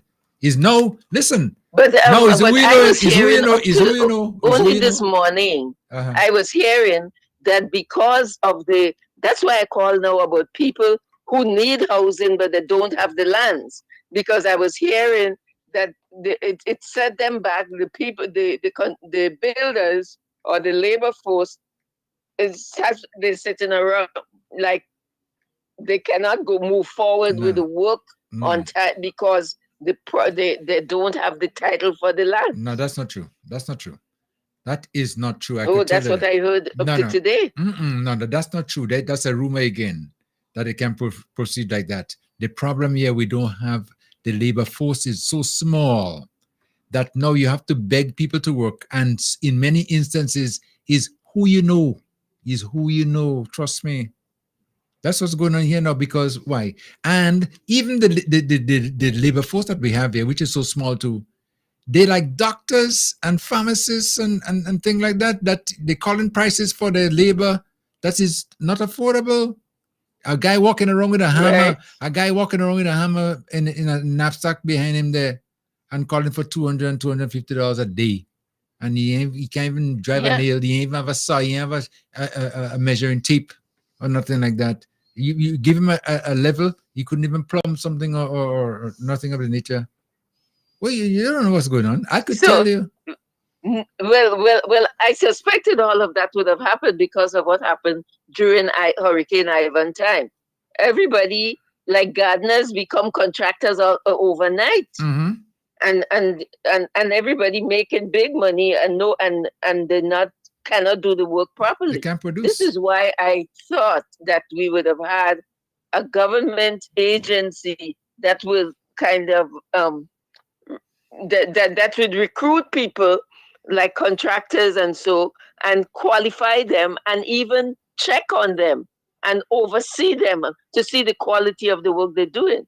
And I thought maybe a group like planning, when the planning department go to oversee the work, that other group will also check the authenticity of the contractor, so if they qualified. Yeah, I don't know. We need some kind of a system, organized system, so that people could go by a licensing system or something for tradesmen. Yeah, but skill training here. You understand what I'm saying? Skill training is so important here. Skill training, and we don't have that much of that in our labor force. So now people are posing to be what they are not. And correct, a lot of fraud. Just like you see Jimmy Brown there. Saying he is a surveyor and he's only a draftman. You never know. You understand? And you have people calling themselves and they're ripping off people and taking the money. But the thing about it too is that you find situations whereby people are so desperate that the minute you mention that you are what they wish you to be, you get in the work. Yeah. And so now you can't perform. I have a guy last time who come by me, pretend to be a workman and such a good one, whatever the case might be. He started to do the work. I give him some money. That was the end of him. He gone. I don't even know who he is now. Yeah? Yes. Well, I have another man that came up from Grenada. He from St. Patrick. And he go to a lady on Carriacou. And he claiming to be related to them. And then he tell her she wanted a roof on. He gave her a figure. She go in the bank, she draw out some money, she give him. He ain't touched the roof yet. And he gone. But a few days later, he come back and he asking for the rest of the money. Right. Well, and he's from Grenada too. Well, you see again. St. Patrick, I have a name. I have names, but I ain't ready to call that name yet. No, don't call no name. But anyway, this is a problem that we have in Carriacou here. And people are advised, to be very cautious in whatever they're doing. But the desperation sometimes, you find yourself making bad deals. And I know of situations where people start to build houses. And like a lady called me the last time in the Brunswick area where this gentleman, a contractor, gave him so much money. I think she said some $55,000 to start the building. Whatever, put in the addition. He started because it was there was a wood and there was wall. And so he was trying to put the wall to the wood and bind, whatever the case might be, something to that effect. And the man just disappeared and he gone. So yes? Yes. The one from Grenada too? Yes. So you see, it's not all of the help that come up from Grenada that's good. So yes, we need some good contractors because we don't have enough. But we don't need those fraudulent ones. What we need to do, we need to get reputable people who are qualified and with some experience. And, this way, you're going to get what you're paying for, But people have to be very cautious right now in whatever they're doing when it comes to building back. And the problem that we have right now, I would say it again, is that we don't have the labor force is so limited that it's posing a problem, and people's anxiety and stuff like that is making them make some bad deals when they're desperate. Well, maybe Carriacou should consider putting in our own agency where we screen people who are coming on to Carriacou and Petit Martinique. If even if they say they're from Grenada, we screen them when they reach on Carriacou. Well, and they either get if they're good, they work, and if we can't, they can't provide references or stuff. No. We just don't let them on to work. No. I think, How about that? No. I think the people, like the homeowners, whoever wants the work done, should do the screening. They should do it, or get somebody. But you can't have no agency for that. No. They're taking No. But they're taking the people's word for it. They're too naive. No, they're falling for whatever the people say. What I believe they should do is there are reputable contractors in Carriacou who are qualified to do work and do an excellent and they're job. also So they should get on Grenada too. Yeah, but you see, but what they should do, the people that they know and trust here in Carriacou should do the vetting for them, not the homeowner, because most times they don't even know which way a roof goes, how to start the building. They don't know nothing. So no, that's what I tell you. The homeowner cannot do this. The vetting. Yeah, but somebody else. We need to have an own agency. No, not agency. On Carriacou I think you'll to get do that. the vetting. I think you ain't gonna get that. I think what you do is if you have the connections with the contractors here, who you trust and know, then you could ask them and to supervise as well to whatever is going to be taking place. You have to. So what's wrong with vetting? With vetting anybody who come to you? What's wrong with having a group of people in Carriacou? Let's say maybe a team of 3 people who can do the vetting for any homeowner on Carriacou, Petit Martinique. Yeah, but then they just vet them. No, but you have to have they people. Go through and they get references wherever they come from. They check their experiences and the references where they worked before and stuff. No, but caller, you might be. No, you might be asking for volunteerism in a case like that, and I don't think that is possible. That's not possible at this time. No. I don't think it's possible at this time. No. I don't know. No, I know. I don't know. I think it's supposed to be something that, and we should not wait for just a hurricane to come for that. It should be an agency that's there all the time. So who's paying? And there should be a license. Who's going to pay the agency? What are you talking about? Well, it could be it could be an agency in the group, like a community, just for the community, a voluntary agency, just to serve the community. Well, this time I'm telling you, it's difficult to find voluntary people based on what's going on in Carriacou. Oh yeah. Yeah. Peter Martinique, same thing. No, I think if people really want to serve your country, you could be there and form an agency, and you could be the vetting team for Carriacou and Petit Martinique. And you don't have to get paid. Oh, well, that's an opinion. Okay, all right, caller. Yes. Well, okay, all right. Well, okay. It wouldn't take too much. You don't have to get paid. Not everything you have to get salary for. Well, let's hope for the best for those of us who are in need. Yes, I'm so sorry for the people. The people who are going through this thing with as if Beryl did not leave a bad trail. Now they're going through it with contractors. Okay, caller. It's real sad. Anyways, I realize it's time to wrap up, but thank you very much. Okay. Have a good afternoon. Okay, bye-bye. Okay, caller, thanks. Let me try to take a final caller. Final caller, caller, come in.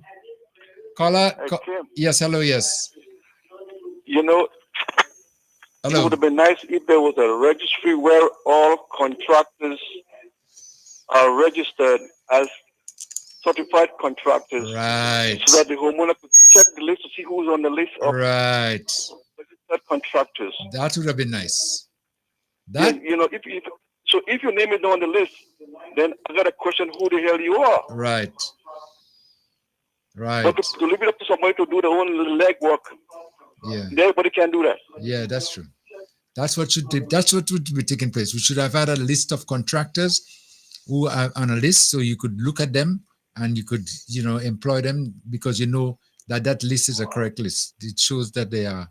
If you come from Grenada, you come from Union, let there be a place of checking to see if you are certified. Right. Okay. Yeah, caller. Good suggestion. That's something that should be looked at. But anyway, with the emergency situation that we have right now. Yeah, I understand. I understand. Yeah, But okay. it's sad. Okay. Going forward, that's what they need to do, though. Yes. Because if you go in certain countries, you could just go and see a list of all the the people in the different with different skills, different areas of work, that you could you can call. Like even you go into the like the phone book, yellow pages or white pages, whatever, and you could But we don't have that now. Yeah, we have to organize ourselves. Yeah. A simple thing as having a taxi available. You need to know if you're going to be accessing the right person or not. Somebody can come and say, "Yeah, I'm a taxi man," but they have ulterior motives. So I'm saying, if you get them through a medium where they already would be vetted and their names along with others are there, you can always call. So I'm just saying, you need to put our houses in order here and have things sorted out. Yeah. Well, it's for protection and for service as well. In time to come. And we're going to wrap it up right there. Well, Kai, your final words here. Yeah, but I think today has been a very informative day. Yes, and I'm certainly glad that at least the conversation, was positive, and so that I want to say again, as we continue to try and fix problems and fix the things that we that are troubling us, we should do so with support from each other and with a desire to ensure that what we do, it is positive and right. The views expressed on this program are those of the host and guests and not the views of this radio station.